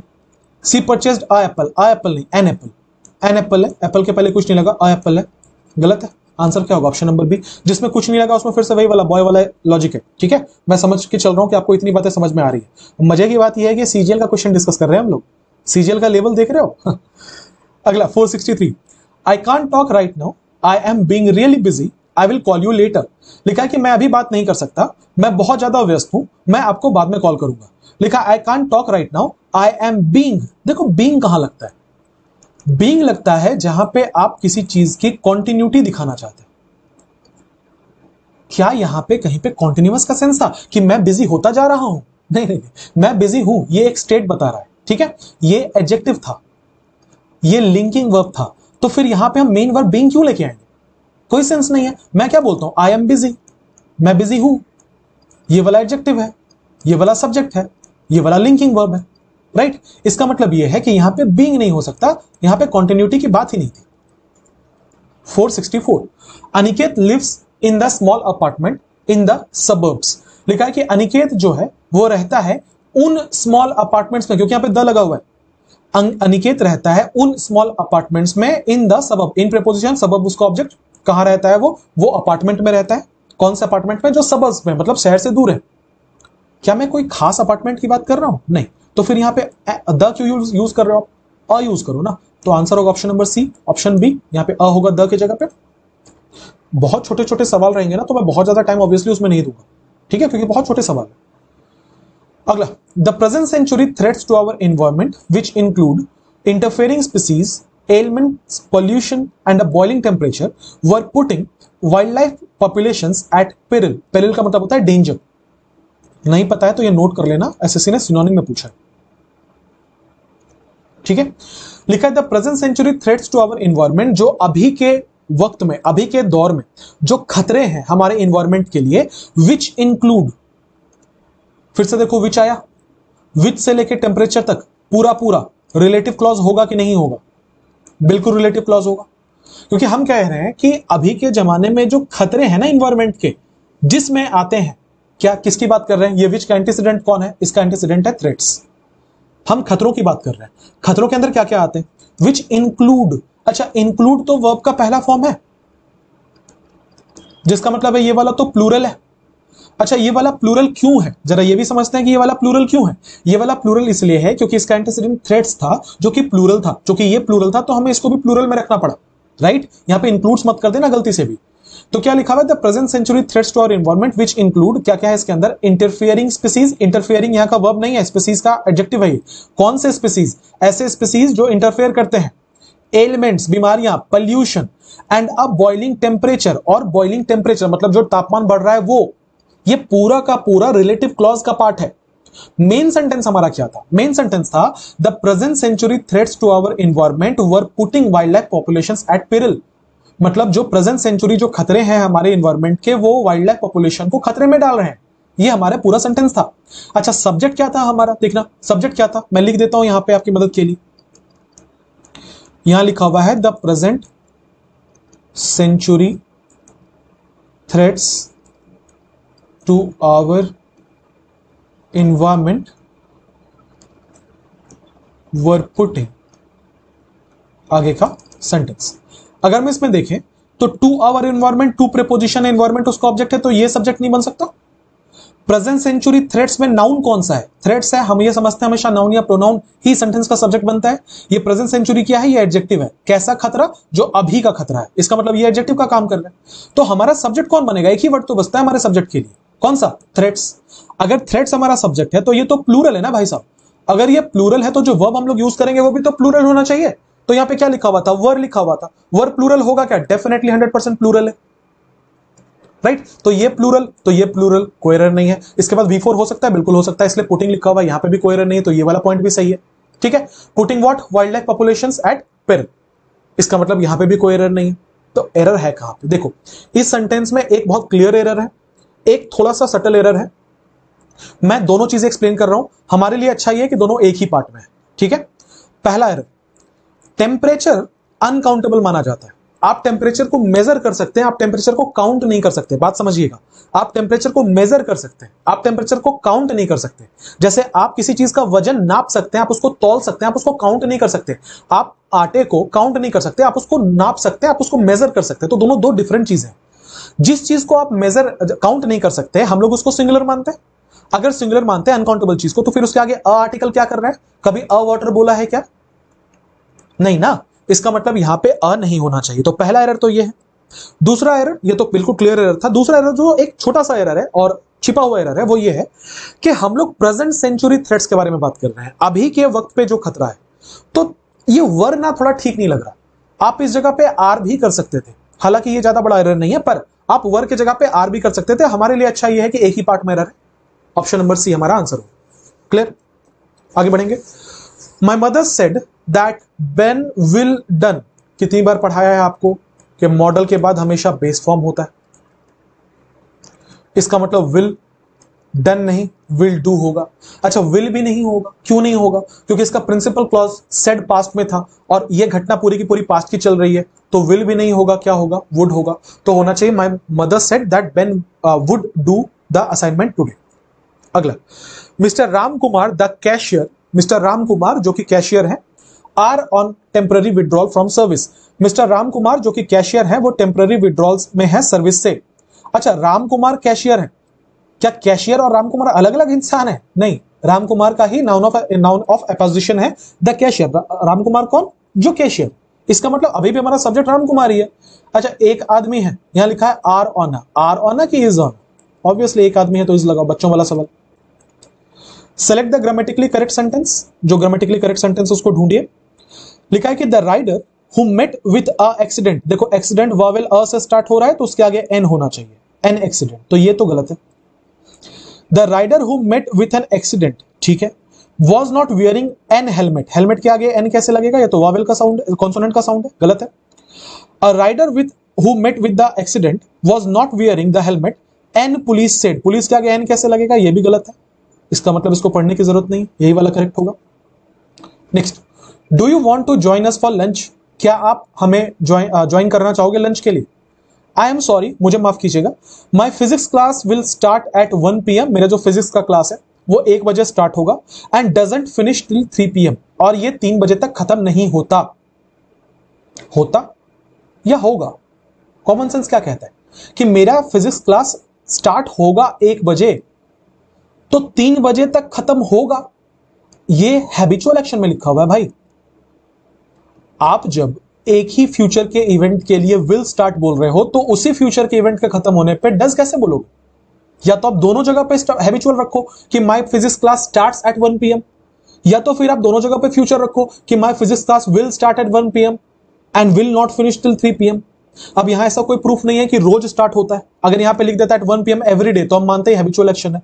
ऐसा कहीं कुछ नहीं लिखा हुआ तो हम ये मान के चलेंगे फ्यूचर की घटनाएं हैं। अगर फ्यूचर की घटना है तो यहां पे विल स्टार्ट होगा तो यहां पे विल नॉट फिनिश होगा। तो एरर यह है, यहां पे डज नॉट फिनिश नहीं होगा, यहां पे विल नॉट फिनिश होगा। Clear? 470 sky appears blue as it absorbs all colours and reflects only blue. Sky यहां का सब्जेक्ट है, अपीयर्स यहां का आपका लिंकिंग वर्ब है, ब्लू एडजेक्टिव है कि स्काई कैसा दिखता है, स्काई ब्लू दिखता है। एज मतलब यहां बिकॉज का सेंस में यूज किया गया, कंजंक्शन जैसा यूज किया गया। इट स्काई के लिए आ रहा है, बिल्कुल ठीक है, निर्जीव चीज है।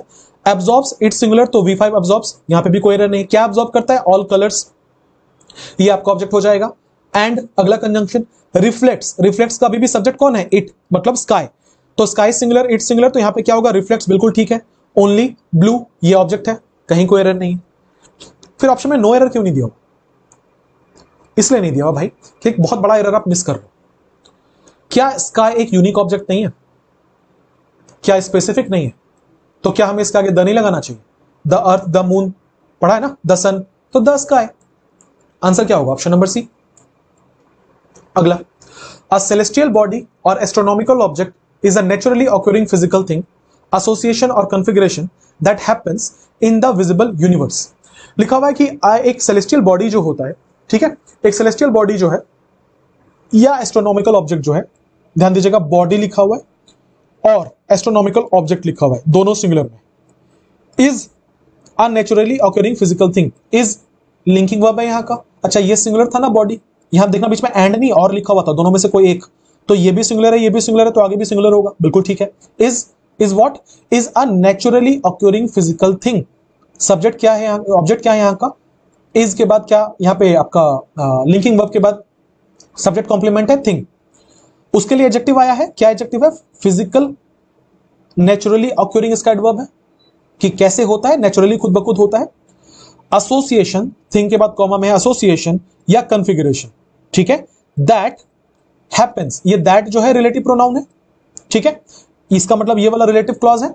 तो क्या लिखा था? Celestial body or astronomical object is a naturally occurring physical thing, comma association or configuration that, ये दैट का एंटीसीडेंट कौन है? कॉन्फ़िगरेशन, कि वो एक ऐसा कॉन्फ़िगरेशन है। अच्छा कॉन्फ़िगरेशन तो सिंगुलर है, तो यहां पे देखना वर्ब भी हैपन सिंगुलर लिखा हुआ था। इन the visible universe, in preposition, ये उसका ऑब्जेक्ट। कहीं पे कोई एरर नहीं मिल रहा हमें, तो आंसर क्या हो जाएगा? नो एरर हो जाएगा। अगला, the Datta company has not being making, has not being making, कितनी बार बताऊं? हैज, हैव और हैड अपने साथ हमेशा V3 लेते हैं, बिन V3 होता है, बीइंग नहीं। आंसर होगा been making. Next, it was by a chance he saw a movie in the theatre. लिखा है कि एक बार किस्मत से उसने मूवी देख ली थिएटर में।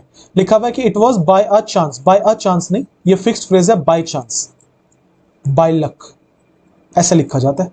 आंसर होगा option number B, by chance, ठीक है। Next, one of these boxes have the portrait of the heiress. ये रूल हमने कितनी बार पढ़ा कि वन ऑफ के बाद का जो नाउन होगा वो हमेशा प्लूरल होगा और उसके बाद का जो वर्ब होगा वो हमेशा सिंगुलर होगा। आप बोलेंगे सर इस सेंटेंस को अलग अलग करके क्यों नहीं दिखाया?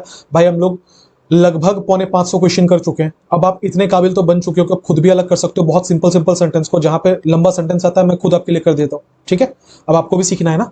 तो लिखा है one of plus plural noun plus singular verb, तो वन ऑफ के बाद का नाउन प्लूरल होता है, तो देखो बॉक्सेस लिखा हुआ है, उसके बाद का वर्ब सिंगुलर होता है। यहां पे लिखा हुआ है हैव, ये हैज होना चाहिए ना, क्योंकि वर्ब को आप प्लूरल बता रहे हो, सिंगुलर बता रहे हो, यहां पे प्लूरल लिखा हुआ था, तो एरर होगा कि नहीं होगा? बिल्कुल होगा। क्या होना चाहिए? हैज होना चाहिए। लिखा है you can fool some of the people all the time and all the people some of the time, but you can not fool all the people all the time. अब देखो लंबा सेंटेंस है, तो मैं आपके लिए अलग अलग कर दे रहा हूं। एंड कंजंक्शन है,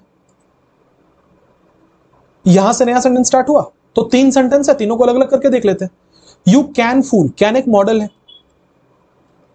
मॉडल के बाद हमेशा बेस फॉर्म आता है, तो लिखा हुआ यू कैन फूल, मॉडल के बाद base form, you can fool some of the people all the time, बिल्कुल ठीक है। And all the people some of the time, and all the people some of the time, इसमें कोई verb नहीं है। क्यों वर्ब नहीं है? क्योंकि अंडरस्टूड है ऑल द पीपल, मतलब ये आ रहा है कि यू कैन फूल, इसको कॉमन निकाल लिया गया है, उसके बाद ऑब्जेक्ट लिखा गया है some of the people all the time and all the people some of the time, but you can not fool. देखो फिर से मॉडल के बाद बेस फॉर्म है, all the people all the time, कहीं कोई एरर नहीं। आंसर क्या होगा? नो एरर होगा। एक बार रिपीट कर रहा हूं, फिर से सुनो। You can fool some of the people, you subject था, कैन मॉडल था, उसके साथ बेस फॉर्म लगता है, बिल्कुल ठीक है।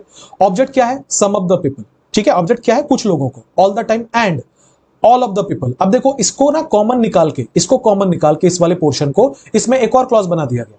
मतलब अगर सही सही लिखा होता तो कैसे लिखा होता कि you can fool some of the people all the time and you can fool all the people some of the time, ठीक है। इसको कॉमन निकाल दिया गया, तो ऑब्जेक्ट वाले पोर्शन में तो कहीं कोई एरर ही नहीं है। ऑफ के बाद उसका, माफ कीजिएगा, ऑफ के बाद उसका ऑब्जेक्ट आ रहा है, इसमें भी all the people some of the time, कहीं कोई एरर नहीं है, यहां पे भी कोई एरर नहीं है। Answer no error.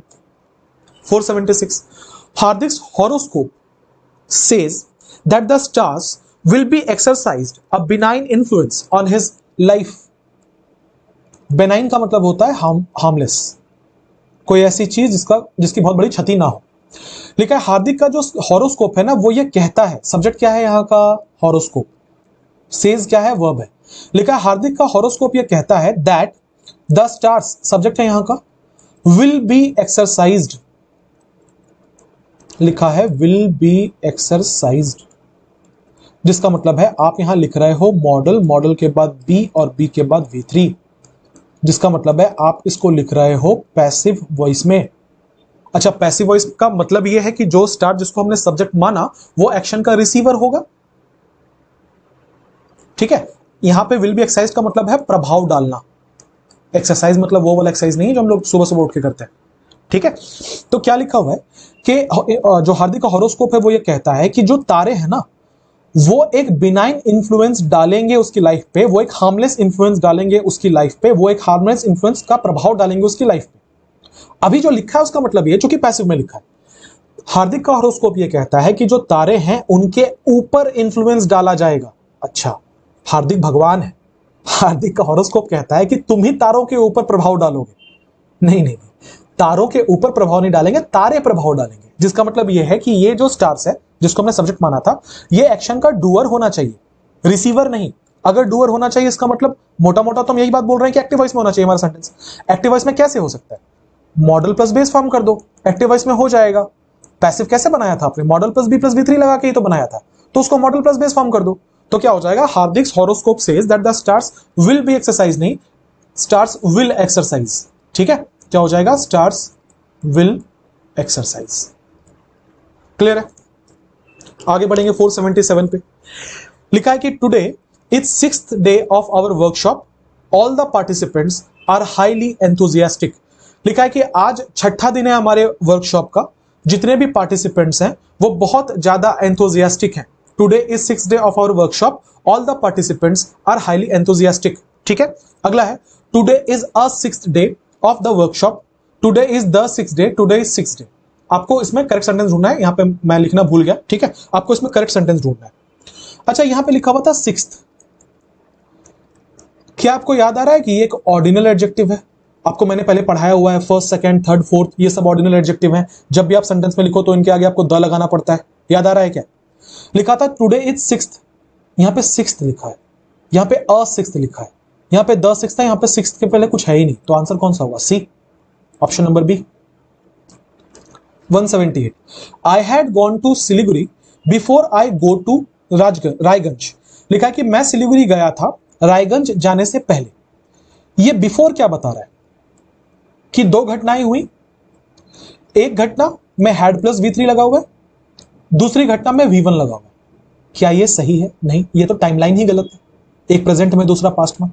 क्या कहना चाह रहा था कि रायगंज जाने से पहले मैं सिलीगुड़ी गया था, विच मीन्स ये दो जगह गया था। एक तो ये रायगंज गया था, दूसरा ये सिलीगुड़ी गया था। रायगंज जाने से पहले ये सिलीगुड़ी गया था, जिसका मतलब ये है कि यहां पे हैड लगेगा और यहां पर V2 लगेगा। क्या वो वाला रूल याद आ रहा है आपको? पास्ट की दो घटनाएं, एक V2 एक उसके पहले हुआ तो हैड प्लस V3, वही वाला रूल है। तो लिखा है I had gone to Siliguri before I go to Raiganj. Go नहीं होगा भाई साहब, क्या होगा? बिफोर आई, कहां एरर है? अच्छा वो पार्ट ढूंढना है। अच्छा इस तरीके से दिया हुआ है, before I went to Raiganj. Clear है?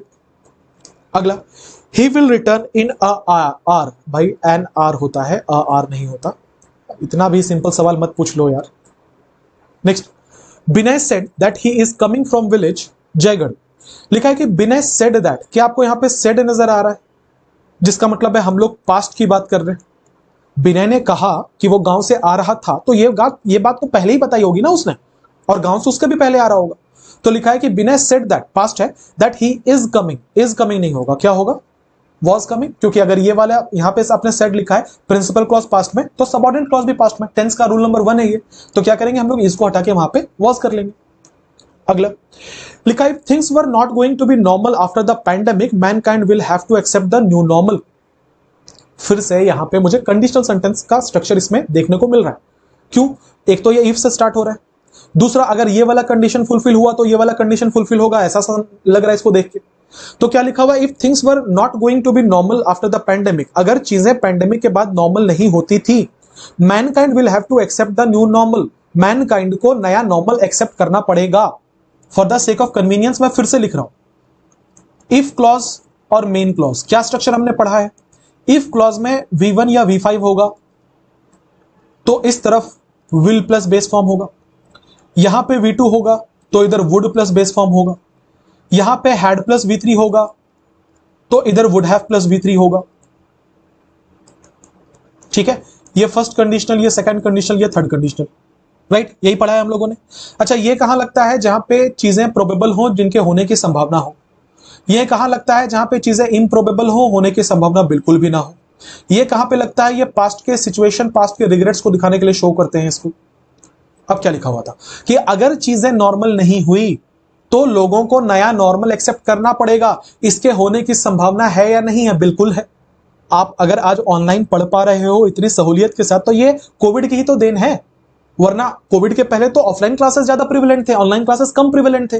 तो इसका मतलब यह है कि लिखा है कि अगर चीजें नॉर्मल नहीं हुई पेंडेमिक के बाद तो नया नॉर्मल एक्सेप्ट करना पड़ेगा। तो ये तो फर्स्ट कंडीशनल है ना, ये बात तो बिल्कुल ठीक है।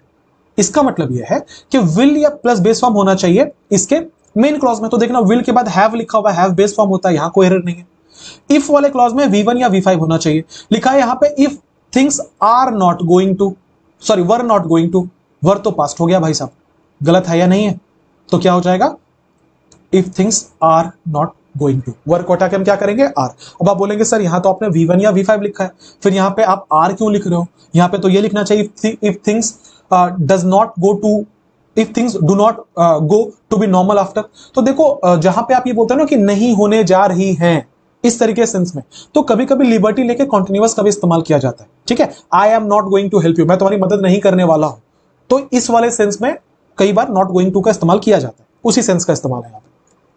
482, this will be most difficult of the adjustments we have to make because we have been used to spending a lot on guests. लिखा हुआ है this will be most difficult of the adjustments. will एक model है, उसके बाद base form चाहिए, तो देखना will के बाद यहां पे b लिखा हुआ है, b एक बेस फॉर्म होता है b फॉर्म का, तो यहां कोई एरर नहीं है। लिखा है this will be most difficult। क्या आपको याद आ रहा है आज के ही क्लास में मैंने समझाया था कि सुपरलेटिव डिग्री अपने आगे हमेशा द लेता है। तो लिखा है this will be most difficult, most difficult नहीं होगा भाई साहब, क्या होगा? The most difficult. ठीक है, तो एरर यह है this will be the most difficult. आगे हम सेंटेंस को फिर भी पढ़ लेते हैं ताकि, क्योंकि सेंटेंस लंबा आपको परेशानी हो सकती है। लिखा है this will be the most difficult of adjustments we have to make. यहां पे एक्चुअली एक रिलेटिव क्लॉज दैट होना चाहिए था, नहीं है, अंडरस्टूड है, इसलिए इसको एडजेक्टिव क्लॉज बोलेंगे कि वी हैव टू मेक। कौन सा एडजस्टमेंट? जो हमें करना पड़ रहा है। Because conjunction we have been, we यहां का सब्जेक्ट है, हैव उसके लिए वर्ब आ रहा है, हैव के बाद V3 आता है तो बिन है। बिन यूज्ड टू का मतलब होता है कोई ऐसा काम जो आप किया करते थे। So is am are use to के बाद, ये बहुत इंपॉर्टेंट रूल है, ध्यान रखना, बी का कोई फॉर्म प्लस यूज टू अपने साथ हमेशा जेरेंट लेता है। For example, I am use to working hard, कि मुझे आदत है बहुत कड़ी मेहनत करने की। ठीक है, तो इस चीज को आप नोट कर लेंगे कि बी यूज टू अगर कहीं हो तो उसके साथ हमेशा जेरेंट लगता है। रीजन आप बोलेंगे सर इसका रीजन क्या है? रीजन बहुत सिंपल है, ये एक्चुअली है कि अपने आप में एडजेक्टिव क्लॉज होता है बी के बाद यूज टू, जिसमें टू को प्रीपोजिशन माना जाता है, और ये रूल हम सब समझते हैं कि प्रीपोजिशन के बाद हमेशा जेरेंट आएगा, इसलिए यहां पे वर्किंग लगता है। तो रूल ये है भाई साहब, मतलब लॉजिक ये है, रीजन ये है इसके पीछे का कि is am are use to जो होता है ये अपने आप में एडजेक्टिव का फ्रेज होता है, टू यहां पे प्रीपोजिशन का काम कर रहा है जिसके बाद जेरेंट आता है, इसलिए उसके बाद हमेशा वर्किंग लिखा जाता है। ठीक है, ये एरर नहीं था, ये रूल आया तो मैंने समझा दिया। Select the grammatically correct sentence, अब फिर से हमें ग्रामेटिकली करेक्ट सेंटेंस ढूंढना है। लिखा है the decision to change a hospital, कि एक डिसीजन जो हमने किया एक हॉस्पिटल बदलने का, saved an life, an life नहीं होता। The decision to change the hospital saved the life of the daughter of the doctor, हो सकता है। The decision to change an hospital, hospital के साथ एन नहीं होता। A decision to change a hospital save the life of the daughter of the doctor, लिखा है कि एक डिसीजन जो हमने लिया एक अस्पताल बदलने का, नहीं नहीं नहीं, वो डिसीजन जो हमने लिया उस अस्पताल को बदलने का, क्योंकि स्पेसिफाई किया जा रहा है, उससे डॉक्टर के जो डॉक्टर की डॉटर थी उसकी जान बच गई, तो आंसर क्या होगा? द डिसीजन, वो डिसीजन जो हमने लिया। लिखा है if it will rain we will have a tough time. इस सेंटेंस को आप दो तरीके से अप्रोच कर सकते हो। पहला ये रूल है कि अगर आप कहीं पे इफ लिखते हो, वेन लिखते हो, नोट कर लेना अगर नहीं पता है तो, अनलेस लिखते हो, आफ्टर लिखते हो, बिफोर लिखते हो, एज सुन एज लिखते हो, इन केस लिखते हो, तो इनमें से किसी के भी बाद ना विल या उसके फॉर्म का इस्तेमाल नहीं होता। यहां क्या लिखा हुआ था? इफ इट विल रेन, ये विल नहीं होगा, ये विल को यहां से हटाना पड़ेगा। अच्छा, आप किस में लिखते हो, आप इसमें इसको चेंज कैसे करेंगे? तो भैया ये कंडीशनल सेंटेंस वन का सवाल नहीं लग रहा आपको कि अगर बारिश हुई तो हमें मुश्किल हो जाएगी? बारिश होने की भी संभावना है, मुश्किल होने की भी संभावना है, लेकिन ये दोनों में से कुछ अभी तक हुआ नहीं है, इसका मतलब वो फ्यूचर का प्रेडिक्शन कर रहा है, तो फर्स्ट कंडीशनल है। क्या लिखा हुआ है? इफ इट रेन, क्या लगता है V1 या V5? तो यहां विल हटा के हम कुछ नहीं लगाएंगे। अच्छा, इट लिखा हुआ है सिंगुलर है, तो रेन होगा कि रेन्स होगा? रेन्स होगा, तो हो जाएगा इफ इट रेन्स। कहां गया भाई? Option number D. ठीक है, दोबारा ये रूल दोहरा रहा हूं, if when unless until after before as soon as in case, इनके साथ कभी भी विल या उसका फॉर्म नहीं आता। Next, I am sure that the postman would be coming shortly to deliver the letter. लिखा है कि आई एम श्योर, मुझे पक्का यकीन है, that the postman would be coming, कि postman would be coming, postman आया मतलब आ चुका होगा, to shortly deliver the letter, की लेटर डिलीवर करने के लिए। भैया अगर आप आई एम श्योर बोल रहे हो तो आप यहां पे फिर वुड क्यों यूज करोगे? प्रेजेंट टेंस में चल रहा है ना, वुड करने से तो ये पास्ट हो जाएगा। प्रेजेंट टेंस में लिखो, क्या होगा? आई am sure that the postman will be coming, कि पोस्टमैन कभी भी आ जाएगा, क्योंकि यहां पे लिखा होता है शॉर्टली, बहुत जल्दी पोस्टमैन आने वाला है, आप फ्यूचर की घटना की बात कर रहे हो, तो क्या होगा? आई am sure that the postman will be coming, या आप इसको विल कम भी कर सकते थे, पर फिर दो पार्ट में एरर हो जाएगा, तो विल बी कमिंग रहने दो। 486, Maruti likes adventure stories specially an adventures of Tarzan. भैया एन एडवेंचर्स ऑफ टार्जन नहीं होता, द एडवेंचर्स ऑफ टार्जन होता है। क्यों बता रहा हूं? देखो, सबसे पहले एडवेंचर्स प्लूरल है, तो आप उसके साथ एन कैसे यूज करेंगे? ये तो एरर हो गया। अब सवाल है आर्टिकल क्या यूज होगा? तो देखो, ये एक बड़ी फेमस सी किताब है, या एक बहुत फेमस सा ये एक फिल्म भी है, द एडवेंचर्स ऑफ टार्जन। तो जब ऐसी फेमस चीजें होती है ना, तो उनके नाम के आगे द लगता है, और उसका नाम ही द है, so the adventures of Tarzan होगा। The receptionist asked if Divya will take a seat and wait for the bus for the boss to call her in. The receptionist यहां का सब्जेक्ट है, आस्क्ड यहां का वर्ब है। ध्यान देंगे आस्क्ड लिखा हुआ है जो कि पास्ट है, V2 है। इफ दिया विल टेक, अच्छा लिखा हुआ यहां पे विल टेक, ठीक है। अच्छा, विल फ्यूचर टेंस में, आप जब आस्क्ड बोल रहे हो जो कि पास्ट टेंस में है, तो विल कैसे यूज करोगे? क्या यूज करना पड़ेगा? वुड यूज करना पड़ेगा, अभी समझाया था, सेम टेंस होगा। तो क्या लिखा हुआ है? The receptionist asked if Diya would take a seat and wait for the boss. अब जो लोग समझ के नहीं पढ़ रहे, वो ये बोलेंगे कि सर फिर यहां पे वेटेड भी तो होगा, कैसे होगा? फिर से तो वही बात है कि ये जो एंड आ रहा है ये कौन से दो चीजों को कनेक्ट करने के लिए आ रहा है? ये किसको कनेक्ट कर रहा है समझना। The receptionist asked if Diya will take a seat, यहां विल तक ना कॉमन निकाल लिया गया दोनों सेंटेंस से, कि रिसेप्शनिस्ट ने दिया से पूछा कि क्या वो विल टेक अ सीट, क्या वो बैठना पसंद करेगी, या if Diya will wait for the boss, क्या वो बैठना पसंद करेगी और इंतजार करना पसंद करेगी। जिसका मतलब यह है कि हमने जो वुड लिखा ना, इसके बाद दो बेस फॉर्म है सेंटेंस में, एक है टेक और दूसरा है वेट। इसलिए इसको वेट को वेटेड मत कर देना, आप दूसरा एरर कमिट कर जाओगे, क्योंकि इसके पहले ये मेन वर्ब का हेल्पिंग वर्ब कौन है? विल है। विल एक मॉडल है, मॉडल के बाद बेस फॉर्म होता है, तो वेट का वेटेड मत कर देना यहां पे, ठीक है। आंसर कौन सा होगा भाई? आंसर ये वाला होगा, विल नहीं होगा, इसकी जगह पे हम क्या करेंगे? वुड कर देंगे। 488 I play cricket in my childhood with my sister. क्या आपको नहीं लग रहा कि ये वाला हैबिचुअल एक्शन है और ये हैबिचुअल एक्शन पास्ट का है? किसी बच्चे को कभी ये बोलते हुए सुना है कि मैं अपने बचपन में अपनी बहन के साथ खेलता हूं? क्योंकि अगर ये प्रेजेंट का हैबिचुअल एक्शन है, जैसा कि यहां पे लिखा है आई प्ले, प्ले मतलब V1 या V5 प्रेजेंट के हैबिचुअल एक्शन के लिए यूज होता है, तो इसका मतलब तो यही है कि वो बच्चा अभी कह रहा है कि मैं अभी क्रिकेट खेलता हूं अपनी बहन के साथ। तो कोई बच्चा कभी ये बोलेगा कि मैं अभी अपने बचपन में क्रिकेट खेलता हूं अपनी बहन के साथ? नहीं। ये जरूर कोई अडल्ट हो चुका है जो नॉस्टैल्जिया में जाके ये बोल रहा है कि बचपन में मैं अपनी बहन के साथ खेला करता था, विच मीन्स ये पास्ट का हैबिचुअल एक्शन है। अगर पास्ट का हैबिचुअल एक्शन है तो हमने क्या बोला कि आप क्या लिखोगे यहां पे? आई यूज्ड टू प्ले, तो क्या हो जाएगा? I used to play.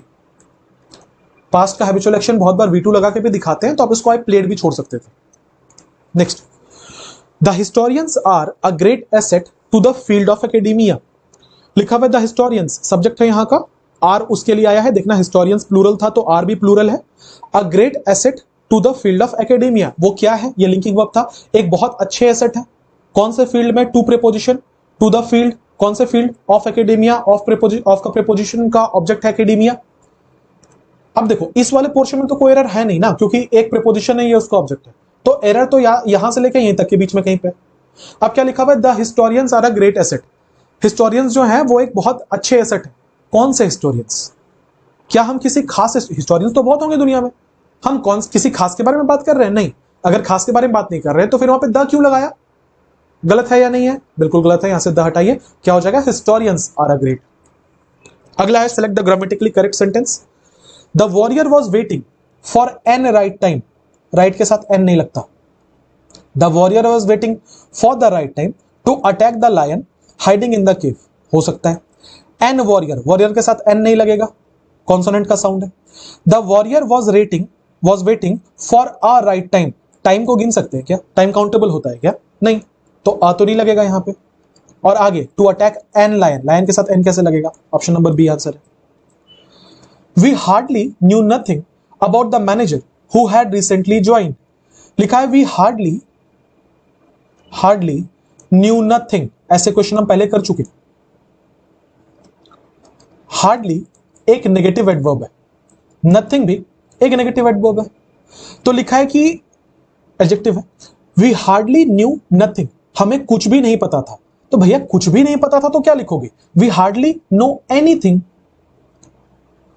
अभी जो लिखा है इसका मतलब है कि हमें उसके बारे में कुछ भी नहीं पता था, क्योंकि हार्डली भी नेगेटिव है और नथिंग भी नेगेटिव है। डबल नेगेटिव अलाउड है क्या सेंटेंस में? बिल्कुल नहीं अलाउड है। सो हम लोग डबल नेगेटिव को हमेशा इग्नोर करेंगे, ये नहीं इस्तेमाल होता है। तो क्या हो जाएगा? We hardly knew anything, answer है एनीथिंग, राइट। 492 पे आते हैं। लिखा है anti party activities improved my relations with an opposition.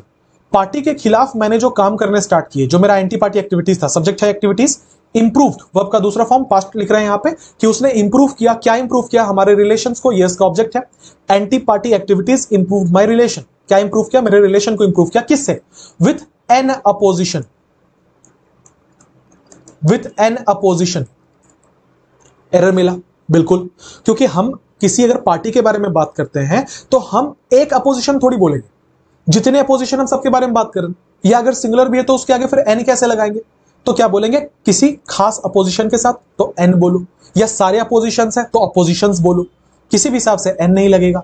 तो आंसर क्या हो जाएगा? विथ अपोजिशन या विद द अपोजिशन या with oppositions. All the horses except one, सारे के सारे हॉर्सेस एक को छोड़कर, always behaved in a rough manner. Subject क्या है यहां पे? Horses except one. आपको सेंटेंस बढ़ाने के लिए, कंफ्यूज करने के लिए लिखा हुआ है, आप इसको ऑल द हॉर्सेस समझो सीधा सीधा कि all the horses always behaved. अभी जैसे मैंने बोला था कि पास्ट के किसी भी हैबिचुअल एक्शन को शो करने के लिए V2 का भी इस्तेमाल किया जाता है। देखो उसका यूज है यहां पे, ये पास्ट का हैबिचुअल एक्शन है कि जितने हॉर्सेस हैं वो हमेशा बिहेव करते थे रफ मैनर में। बिहेव्ड मतलब पास्ट टू, V2 पास्ट में है।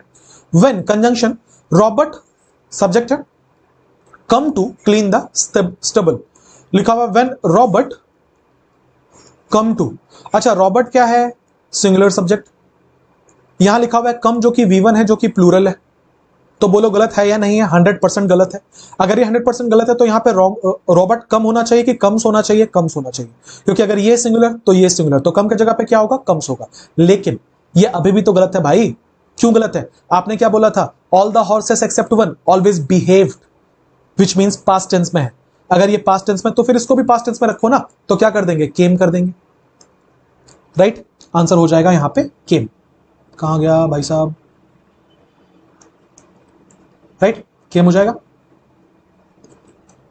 494 पर आते हैं। लिखा हुआ you wash the dishes and I dry the same. आप डिशेस धो दो, आप बर्तन धो दो और मैं उनको सुखा दूंगा। यहां पे द सेम लिखना थोड़ा सा सही नहीं लग रहा, फिट नहीं आ रहा सेंटेंस में। क्या होना चाहिए? यू वॉश द डिशेस, तुम बर्तन धो दो, एंड आई ड्राई देम, मैं उनको सुखा देता हूं। ठीक है, सो द सेम का सेंस नहीं बन रहा, देम ज्यादा अच्छा लगेगा। ये बहुत बड़ा कोई एरर नहीं है, कहीं नो एरर नहीं था, बाल की खाले तो हम ये निकाल दे रहे हैं। ठीक है, द सेम थोड़ा ऐसे पढ़ने में ठीक नहीं लग रहा। Select the grammatically correct sentence, हमें ग्रामेटिकली करेक्ट सेंटेंस ढूंढना है। लिखा है कि it was a hectic day for Susan with a lot of purchases and a couple of meetings. ये बहुत मुश्किल दिन था सुजन के लिए, बहुत थका देने वाला दिन था सुजन के लिए, क्योंकि उसने बहुत खरीदारी करी और साथ ही साथ में बहुत सारे मीटिंग्स लिए। ठीक लग रहा है। It was a hectic day for Susan with the lot of. देखो, या तो आप अ लॉट ऑफ बोलते हो या तो आप लॉट्स ऑफ बोलते हो। ये दोनों एक्सप्रेशंस यूज किए जाते हैं इस सेंस में कि बहुत ज्यादा। सो या तो अ लॉट ऑफ बोलो या तो लॉट्स ऑफ बोलो। द लॉट ऑफ कुछ नहीं होता, द लॉट ऑफ कुछ नहीं होता, यहां अ लॉट ऑफ है।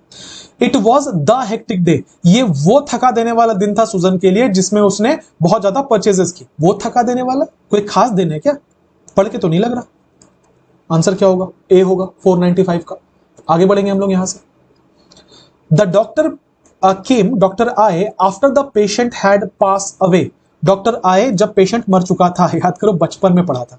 एनीवेज, वो वाला एरर नहीं है यहाँ पे कि कहां हैड होगा कहां V2 होगा। यहाँ सिंपल एरर है, हैज हैव और हैड के बाद V3 होता है।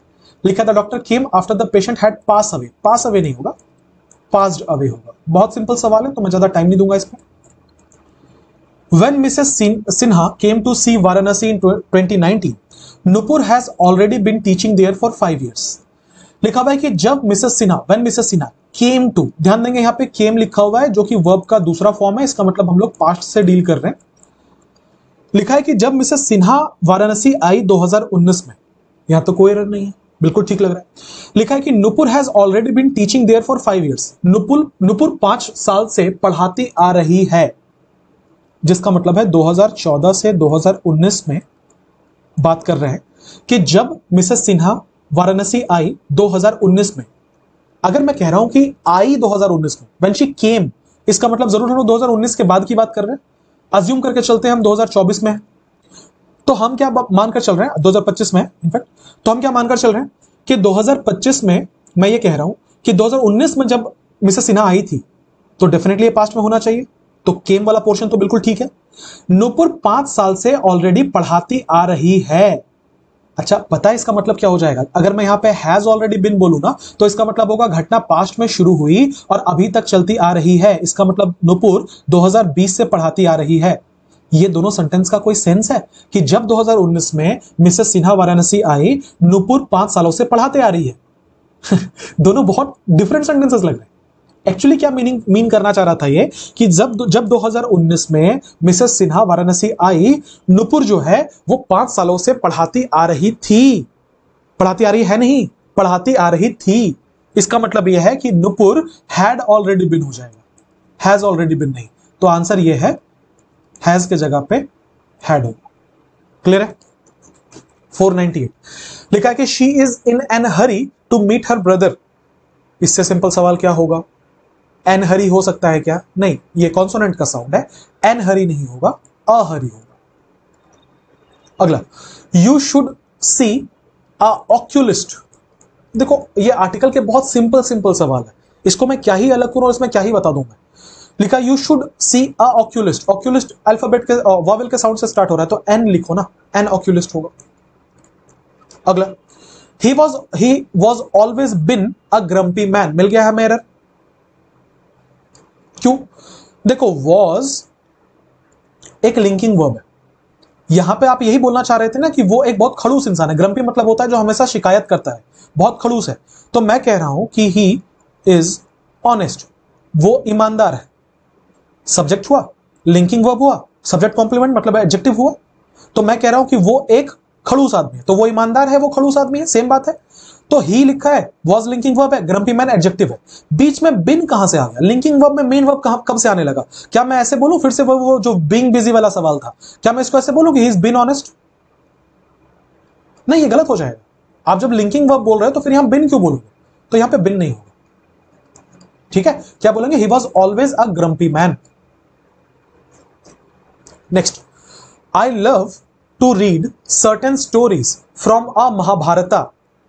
ये वाला क्वेश्चन शायद हमने पहले किया है इस तरीके का, जहां पे मैंने ये बोला था कि एपिक्स के नाम के आगे हमेशा द लगता है। इनकेस मैंने नहीं कराया है तो मैं बता दे रहा हूं, एपिक्स के नाम के आगे द लगता है। The Mahabharata, the Bhagavad Gita, the Quran, the Bible, उनके नाम के आगे द लगता है। सो अ नहीं होगा, द होगा। अगला, in 2023 she will has been working. Will एक मॉडल है, मॉडल के बाद हमेशा बेस फॉर्म होता है। कितनी बार हमने पढ़ा ये? तो लिखा है she will has been, will has नहीं होगा, क्या होगा? Will have been working. ठीक है, यहां सुधार के लिखा हुआ था विल हैव बिन वर्किंग। अगला, they usually allege that. Allege का मतलब होता है आरोप लगाना। लिखा है कि they usually allege that there is a delay in procuring stationery due to the faulty purchase orders. लिखा है वो आमतौर पर ये आरोप लगाते हैं कि एक डिले होता है चीजों को, स्टेशनरी को प्रोक्योर करने में, स्टेशनरी को हासिल करने में, क्योंकि परचेज ऑर्डर्स ही गलत है। ये इसका हिंदी मतलब है। अब हम एक एक करके सेंटेंस का पोस्टमार्टम करते हैं।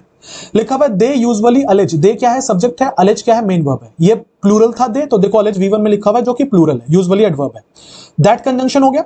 There is a delay. देखो जब भी आप किसी सेंटेंस को देयर से स्टार्ट करते हो ना, तो इसके आगे क्या हेल्पिंग वर्ब लगेगा वो इस पर डिपेंड करता है कि अगला नाउन आप क्या लिख रहे हो। फॉर एग्जाम्पल, अगर मैं ये लिखता हूं कि देयर अ बॉय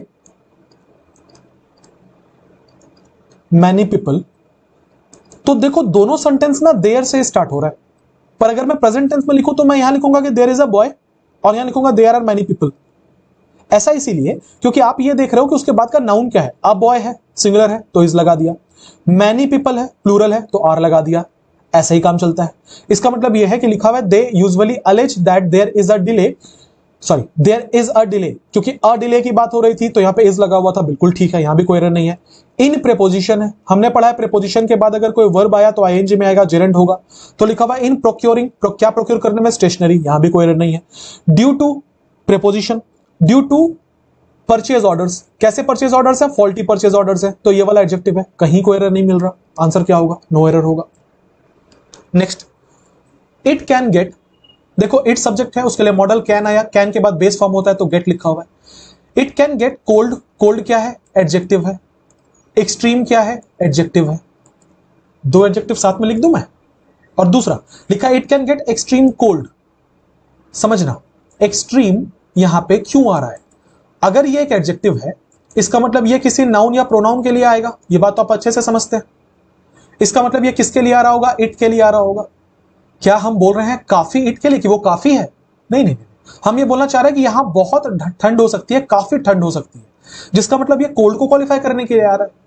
अगर ये कोल्ड को क्वालिफाई करने के लिए आ रहा है तो कोल्ड तो एक एडजेक्टिव था। जो वर्ड एडजेक्टिव को क्वालिफाई करे उसका तो एडवर्ब होना जरूरी है। एडवर्ब हम बना सकते हैं क्या? बिल्कुल बना सकते हैं साहब। एक्सट्रीमली लिया, एक्सट्रीम लिया, उसके आगे एलवाई लगाया और क्या बना दिया? एक्सट्रीमली बना दिया। तो आंसर क्या हो जाएगा? Extremely cold. Next, I caught, मैंने पकड़ा, a white rat, a white cat, मैंने एक वाइट कैट पकड़ा, rustling beneath my room. Rustle का मतलब होता है जब जब बिल्ली एक तरफ से दूसरी तरफ उछल रही है, परेशान कर रही है, डिस्टर्ब कर रही है, उसको रसलिंग कहा जाता है। तो लिखा है कि I caught a white cat, I subject था, कॉट वर्ब था, क्या पकड़ा, वाइट कैट पकड़ा, यहां कोई एरर नहीं है, रसलिंग बिल्कुल ठीक है। बीनीथ माई रूम, देखो बीनीथ का मतलब होता है नीचे, ये ना सेंटेंस के साथ फिट नहीं आ रहा। मैंने एक व्हाइट कैट को पकड़ा जो मेरे रूम को डिस्टर्ब कर रही थी, मेरे रूम के नीचे डिस्टर्ब कर रही थी, इसका क्या सेंस होगा? सो क्या हो जाएगा? In my room. I caught a white cat wrestling in my room. Next, kids learn a lot by their school activities and homework, बच्चे बहुत सीखते हैं अपने स्कूल एक्टिविटीज से और होमवर्क से। एक नोट डालना और लिखना बाय प्लस एजेंट, इंपॉर्टेंट बात है, विथ प्लस इंस्ट्रूमेंट। जो व्यक्ति काम करता है उसके नाम के आगे बाय लगता है, जिस चीज से काम होता है उसके नाम के आगे विथ लगता है। इसका इससे सेंटेंस से विथ का कोई लेना देना नहीं है, पर ये इंपॉर्टेंट इसलिए मैंने लिखवा दिया। For example, he was killed by an unknown man, एक अननोन आदमी के द्वारा उसे मार दिया गया। बाय किसके लिए यूज कर रहे हैं? जिस आदमी ने काम किया। अच्छा, उस अननोन आदमी ने ना एक हथियार से मारा था कि विथ अ नाइफ, तो विथ किसके लिए यूज कर रहे हैं? जिस इंस्ट्रूमेंट से काम हुआ है।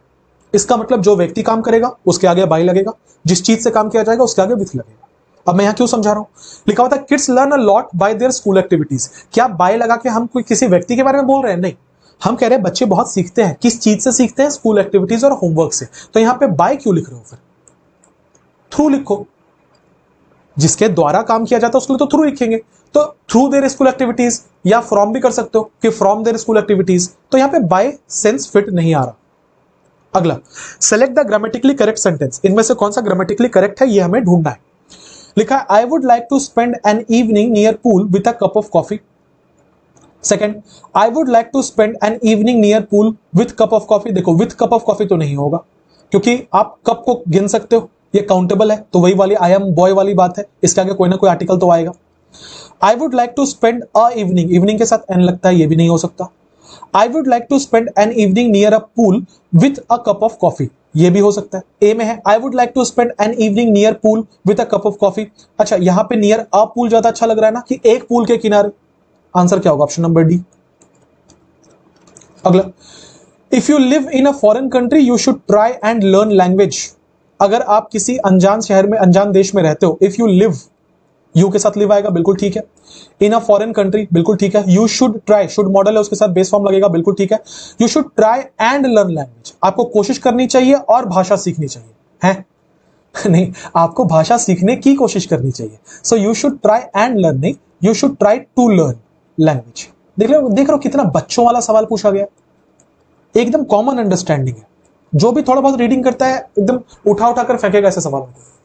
509, there are more than 2 million job seekers who are already completed their fitness test for the post since 2020। लिखा हुआ है कि there are more than 2 million job seekers। देखो यहाँ पे आर क्यों आया है? क्योंकि अभी मैंने समझाया था वहां पे, देखो जॉब सीकर्स नाउन है ना, तो इसको देख के यहाँ पे आर आया है। तो लिखा हुआ है कि लगभग 20 लाख लोगों से ज्यादा ऐसे लोग हैं जिनको नौकरी चाहिए। हु आर, ये रिलेटिव क्लॉज आया। Who are completed their fitness test for the post since 2020। कौन से जॉब सीकर्स? वैसे जॉब सीकर्स जिन्होंने कंप्लीट कर रखा है फिटनेस टेस्ट 2020 से ही। तो लिखा है हु, किसके लिए आ रहा है? जॉब सीकर्स के लिए आ रहा है, क्योंकि इंसान है, जॉब ढूंढने वाले इंसान ही होंगे। इसका मतलब यह है कि यहां पे हु आएगा। अच्छा, इसका एंटीसीडेंट हु था, इसका मतलब सॉरी, हु का एंटीसीडेंट जॉब सीकर्स था जो कि प्लूरल था, तो यहां पे भी क्या वर्ब आएगा? प्लूरल आएगा। तो देखो जॉब सीकर्स के साथ आर लिखा हुआ है, प्लूरल है। लिखा हुआ है आर ऑलरेडी कंप्लीटेड, ऑलरेडी तो एडवर्ब था, मैं इग्नोर कर रहा हूं उसको। लिखा हुआ है आर कंप्लीटेड, बात को समझना। क्या ये बी प्लस V3 नहीं है? आर है तो बी का फॉर्म तो है, इसका मतलब बी प्लस V3 है। अच्छा, बी प्लस V3 है, इसका मतलब ये वाला पैसिव वॉइस में है या नहीं है? जल्दी से बताना। ये वाला पैसिव वॉइस में है या नहीं है? जल्दी से बताना। डेफिनेटली पैसिव वॉइस में। अच्छा, अगर ये चीज पैसिव वॉइस में, इसका मतलब ये है कि जिसके बारे में हम बात कर रहे हैं उसके ऊपर काम होगा। यहां का सब्जेक्ट कौन था? हु का एंटीसीडेंट कौन था? जॉब ढूंढने वाले, जॉब सीकर्स। तो मतलब तो यही बन रहा है job seekers are completed. Job seekers को कंप्लीट कर दिया गया फिटनेस टेस्ट? कोई सेंस है? जॉब सीकर्स को कंप्लीट कर दिया गया फिटनेस टेस्ट? नहीं। हम बोलना ये चाह रहे थे कि 20 लाख से ज्यादा जॉब सीकर्स हैं जिन्होंने कंप्लीट किया है फिटनेस टेस्ट। तो ये कंप्लीट करने का काम उनके ऊपर नहीं हुआ है, उन्होंने किया है, जिसका मतलब सेंटेंस एक्टिव वॉइस में होना चाहिए, पैसिव में नहीं। तो एक्टिव वॉइस हम कैसे बना सकते हैं? बहुत सिंपल है, यहां आर को हटाइए और हैव कर दीजिए, तो क्या हो जाएगा? Who have completed their fitness test, कि ऐसे जॉब सीकर्स हैं जिन्होंने अपना फिटनेस टेस्ट कंप्लीट किया है। Has have had plus V3 active voice होता है, वो हमारा फुलफिल हो गया। दूसरा, हैव लगाने से फिर यहाँ V3 का जो रिक्वायरमेंट था वो भी फुलफिल हो गया, तो हैव सही लग रहा है, हैव लगा दीजिए। बढ़िया सवाल, नहीं समझ में आएगा तो पूछ लेना एक बार और। We must take care of one other in times of crisis. मैंने आंसर बता दिया आपको। देखो, दो एक्सप्रेशन होते हैं इंग्लिश में, रेसिप्रोकल प्रोनाउन कहते हैं इसको। एक होता है ईच अदर, एक होता है वन अनदर। ईच अदर दो लोगों के लिए होता है, वन अनदर दो से ज्यादा लोगों के लिए होता है। ईच अदर दो लोगों के लिए होता है, वन अनदर दो से ज्यादा लोगों के लिए होता है। ठीक है, लिखा we must take care of one other. भैया वन अदर को एक्सप्रेशन ही नहीं है, या तो आप ईच अदर बोलो या तो वन अनदर बोलो। अच्छा, क्या लिखा है? मुसीबत के वक्त हमें एक दूसरे की देखभाल करनी चाहिए। तो सेंस तो ये लग रहा है दो से ज्यादा लोग हैं, ये कम्युनिटी की बात हो रही है, तो आप इसको वन अनदर कर दो। ऑप्शन नंबर डी, किसी भी हिसाब से ईच अदर करो, वन अनदर करो, वन अदर तो नहीं होता ना। Next, he is as concern as me regarding the renewed examination schedule. वो उतना ही चिंतित है जितना कि मैं हूं। किस चीज के लिए? जो नया जो शेड्यूल आया है एग्जाम का, उसको लेके। तो लिखा हुआ he is as concerned as. ये एज का इस्तेमाल तब किया जाता है जब हम दो चीजों को आपस में बराबरी कर रहे हो। For example, he is as tall as Shyam, तो मैं इन दोनों का कंपैरिजन कर रहा हूं ना, ही का कंपैरिजन श्याम के साथ। अच्छा, दो चीजों का जब कंपैरिजन होता है तो दोनों चीजों का हमेशा सेम होना जरूरी है, ये रूल भी हमने पढ़ा है। इसका मतलब ये है, लिखा था he is as concerned as me, he subjective case है, मी ऑब्जेक्टिव केस है, कैसे कंपैरिजन करोगे? एप्पल का कंपैरिजन ऑरेंज के साथ हो जाएगा? नहीं ना। अगर ये सब्जेक्ट है तो इसको भी सब्जेक्ट रखना जरूरी है, ये ऑब्जेक्ट है तो इसको भी ऑब्जेक्ट रखना जरूरी है। अभी ऑब्जेक्ट तो नहीं बन सकता क्योंकि इसके लिए ऑलरेडी वर्ब आ गया, इज। वर्ब हमेशा सब्जेक्ट के लिए आता है, इसका मतलब मी नहीं हो सकता भाई। क्या होना चाहिए? आई, और उसके बाद एम भी लिखना पड़ेगा। तो क्या होगा? He is as concerned as I am. Clear? 512। After that long afternoon when I quietly entered her room to hand over the packet to her, she asked me to sit reluctant। बहुत अच्छा सवाल है, मैं जरा पानी P लूं, आप लोग एक बार ट्राई कर लो।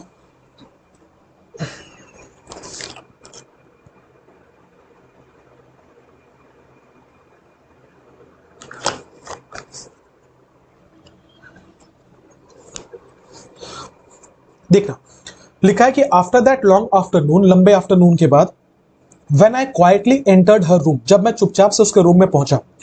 सो आफ्टर प्रेपोजिशन है, उसके लिए आफ्टरनून आया है। सेंटेंस लंबा है तो मैं पिक आउट करता भी चल रहा हूं, कहां एरर नहीं है। आफ्टर दैट लॉन्ग आफ्टरनून में कोई एरर नहीं है। When conjunction I quietly entered, जब मैं चुपचाप से उसके कमरे में गया। क्वाइटली एडवर्ब है, एंटर्ड के लिए आया है, आई के लिए एंटर्ड आया है, यहां पे भी कोई एरर नहीं है। हर रूम, टू हैंड, टू के बाद बेस फॉर्म लगता है, बिल्कुल ठीक है। हैंड ओवर द पैकेट का मतलब होता है कि उसे, जब मैंने उसका पैकेट दिया, हैंड ओवर का मतलब होता है किसी को कुछ सौंपना। क्या सौंपा? पैकेट सौंपा। किसे सौंपा? उसे सौंपा। She asked me to sit reluctant, उसने मुझसे कहा। शी सब्जेक्ट है, आज इसका वर्ब है, मी उसका ऑब्जेक्ट है। टू सिट, टू के बाद V1 होता है। रिलक्टेंट एडजेक्टिव होता है। अब एरर तो यहीं तक है, कहीं पे क्या एरर है समझते हैं। लिखा है कि she asked me to sit reluctant. Reluctant एक एडजेक्टिव है, मेरी मत मानो, यूज कर लो फ्रेज में। बोलते हैं वो ना एक बड़ा ही रिलक्टेंट पर्सन है, मतलब बहुत झिझकता है वो, ठीक है। जिसको बहुत झिझक होती है ना, उसको रिलक्टेंट कहते हैं। इसका मतलब यह है पर्सन को क्वालिफाई कर रहा है, तो ये एडजेक्टिव है। अब एक बात बताओ, यहां पे अगर ये एडजेक्टिव था तो किसी नाउन या किसी प्रोनाउन के लिए आएगा, इसकी मजबूरी है। तो क्या ये यहां पे शी के लिए आ रहा है कि वो बहुत झिझक रही है? नहीं, उसने मुझे बैठने को बोला झिझकते हुए, विच मीन्स ये जो रिलक्टेंट है, ये मैनर बता रहा था उसके सवाल पूछने का, उसके रिक्वेस्ट करने का। विच मीन्स ये आस्क्ड को क्वालिफाई करने के लिए रिलक्टेंट वर्ड आ रहा है।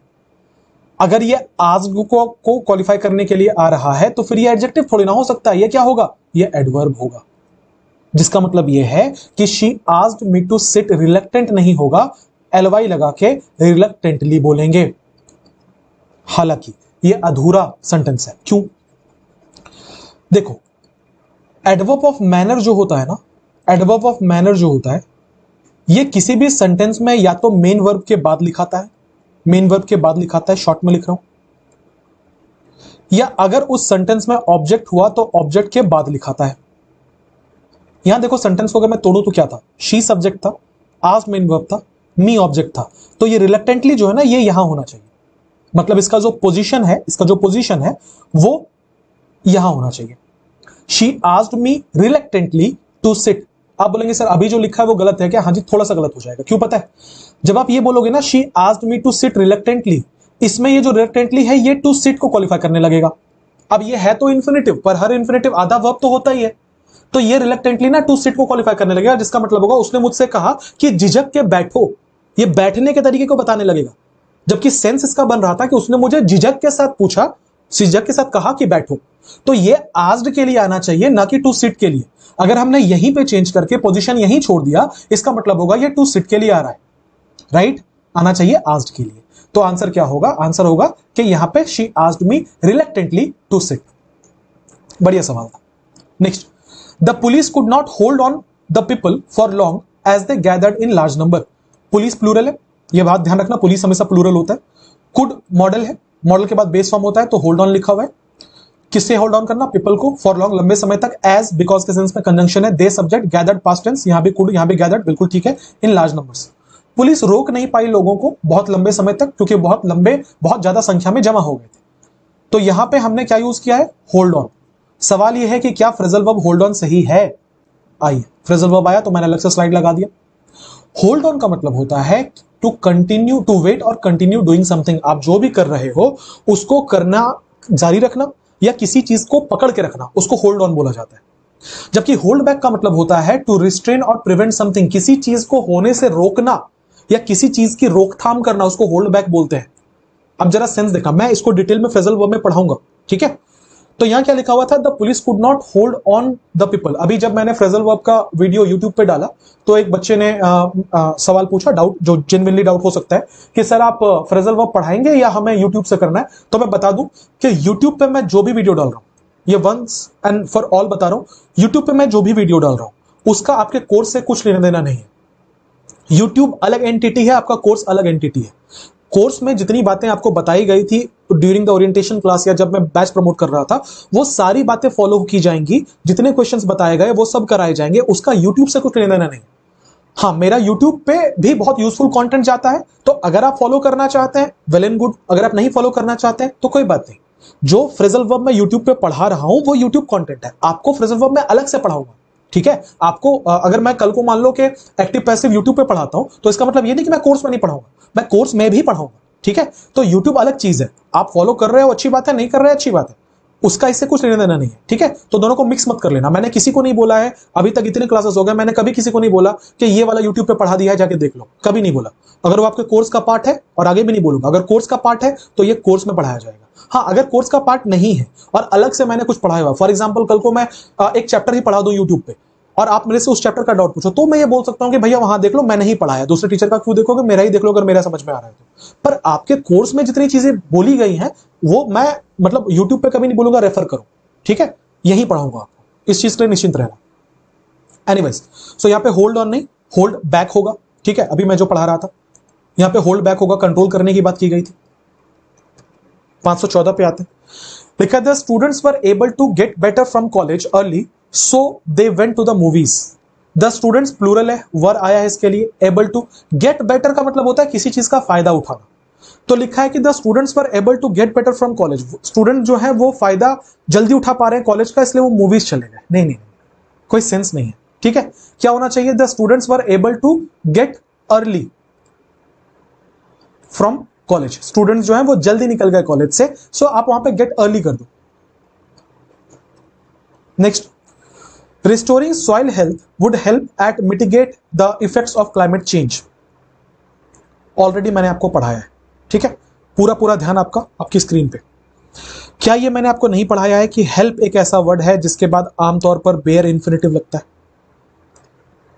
ठीक है।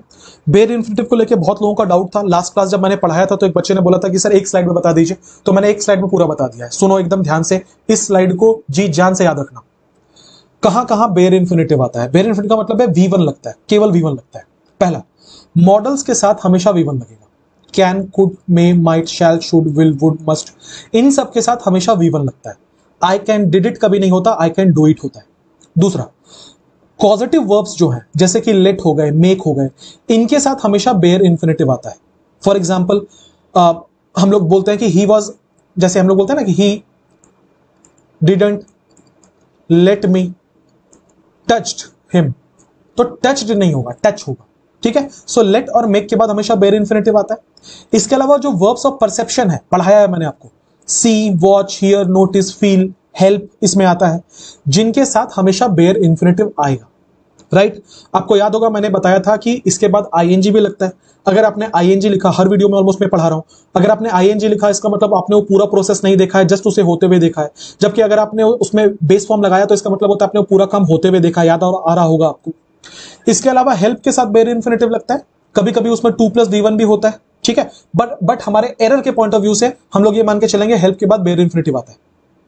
उसके अलावा had, better, would, rather, would, sooner, ऐसे एक्सप्रेशंस के साथ भी बेयर इन्फिनेटिव आता है। तो इस नोट को चूंकि आपने ऑलरेडी पढ़ा हुआ है नॉन फाइनाइट, तो मैं बिल्कुल डेप्थ में जाके तो नहीं बताऊंगा, तो आपको इस स्लाइड को अच्छे से बस 3-4 बार देख लेना है, कहां कहां हमेशा बेयर इन्फिनेटिव होता है। वापस आऊंगा सवाल पे, लिखा हुआ है restoring soil health would help at mitigate. देखो अब इसमें एरर क्या था, जो बच्चा नहीं पकड़ पाया कि बेयर इन्फिनेटिव होगा वो भी एरर ढूंढ सकता था कि एट एक प्रीपोजिशन है, तो इसके बाद मिटिगेट कैसे होगा? इसके बाद तो मिटिगेटिंग होना चाहिए ना, प्रीपोजिशन के बाद तो आईएनजी वाला वर्ड लगना चाहिए। इसका मतलब यह है कि यहां पे मिटिगेट नहीं होगा, यहां पे मिटिगेटिंग होगा। अगर आप उस तरीके से रह जा रहे हो, पर मैं कह रहा हूं यह भी गलत है, ना एट होगा ना मिटिगेट होगा, सॉरी मिटिगेटिंग होगा। क्या होगा? यहां सिंपली मिटिगेट होगा, क्योंकि हेल्प एक ऐसा वर्ब है जो अपने बाद अगर कोई नॉन फाइनाइट लेता है तो वो बेस फॉर्म में लेता है, मतलब मिटिगेट होना चाहिए। 516 पे बढ़ते हैं। The front part is used for carving the lines and the back end for scratching off whole areas. लिखा है जो आगे का हिस्सा है, फ्रंट पार्ट जो है, उसका इस्तेमाल किया जाता है लाइंस को कार्व करने के लिए, एंड द बैक एंड जो पुराना हिस्सा है उसका इस्तेमाल किया जाता है, इज यूज फॉर, अंडरस्टूड है यहां पे, फॉर प्रीपोजिशन स्क्रैचिंग। यहां देखना फॉर प्रीपोजिशन कार्विंग, आईएनजी लगता है, बिल्कुल ठीक है। स्क्रैचिंग ऑफ होल एरियाज, देखो स्क्रैच जो है ना, ये एक ट्रांजिटिव वर्ब होता है, इसको एक ऑब्जेक्ट लगेगा भाई। अगर हमने इसके बाद स्क्रैचिंग ऑफ होल एरियाज कर दिया तो ऑफ प्रीपोजिशन हो गया और होल एरियाज इस प्रीपोजिशन का ऑब्जेक्ट हो गया, फिर स्क्रैच का ऑब्जेक्ट कहां गया? जबकि अभी मैंने बोला कि स्क्रैच एक ट्रांजिटिव वर्ब है। एक बच्चे ने डाउट पूछा कि सर ट्रांजिटिव इंट्रांजिटिव कैसे पता चलता है? बहुत आसान है, आप सिर्फ ये देखो कि आप सेंटेंस में यूज करो और व्हाट और हुम का सवाल पूछो। अगर आपको व्हाट और हुम का सवाल मिल रहा है, इसका मतलब आपको ऑब्जेक्ट मिल रहा है, इस केस में वो ट्रांजिटिव है। फॉर एग्जाम्पल मैं कह रहा हूं आई स्लीप, व्हाट पता नहीं, हुम पता नहीं, इसका मतलब ये intransitive. I play cricket, I play what, I play cricket, answer मिला, इसका मतलब ये ट्रांजिटिव है। स्क्रैच को यूज कर लो किसी सेंटेंस में, ही स्क्रैच्ड द सरफेस, उसने नाखून से पूरे सरफेस को कुरेद दिया। मैं आपसे पूछ रहा हूं ही स्क्रैच्ड व्हाट, जवाब मिला ही स्क्रैच द सरफेस, इसका मतलब ये जो द सरफेस लिखा हुआ है ये वाला फॉर्म क्या होगा भाई? ये वाला फॉर्म आपका ऑब्जेक्ट होगा। इसका मतलब we are dealing with transitive verb, we are dealing with transitive verb. अच्छा ट्रांजिटिव है, इसका मतलब यहां पे ऑफ नहीं आना चाहिए ना, ये जो होल एरियाज है ये इसी का ऑब्जेक्ट बनेगा। अगर हमने ऑफ लिख दिया तो फिर ऑफ का ऑब्जेक्ट बन जाएगा, तो ऑफ भाई विलेन का काम कर रहा है, हटा दो इसको यहां से। 517 where can I find a good Chinese restaurant about here, मुझे एक अच्छा चाइनीज रेस्टोरेंट यहां कहां मिल सकता है ये पूछना चाह रहा था। बट इसने लिखा क्या है? Where can I find a good Chinese restaurant about here. About क्यों लिखेंगे? सिंपली लिखो where can I find a good Chinese restaurant here, right. About नहीं होगा यहां पे, कोई सेंस नहीं। अगला, factoring is of course different from and superior than bill discounting from the point of view of a small company. लिखा कि factoring जो है ऑफ कोर्स वो डिफरेंट है और सुपीरियर है बिल डिस्काउंटिंग से, अगर एक कंपनी के पॉइंट ऑफ व्यू से लिया जाए तो यहां पे लिखा हुआ है सुपीरियर देन। कितनी बार हमने ये पढ़ा कि सुपीरियर के बाद हमेशा टू होता है ना? हमने पढ़ा था ना, superior, inferior, prior, posterior, senior, junior, इन सब के साथ हमेशा टू लगता है।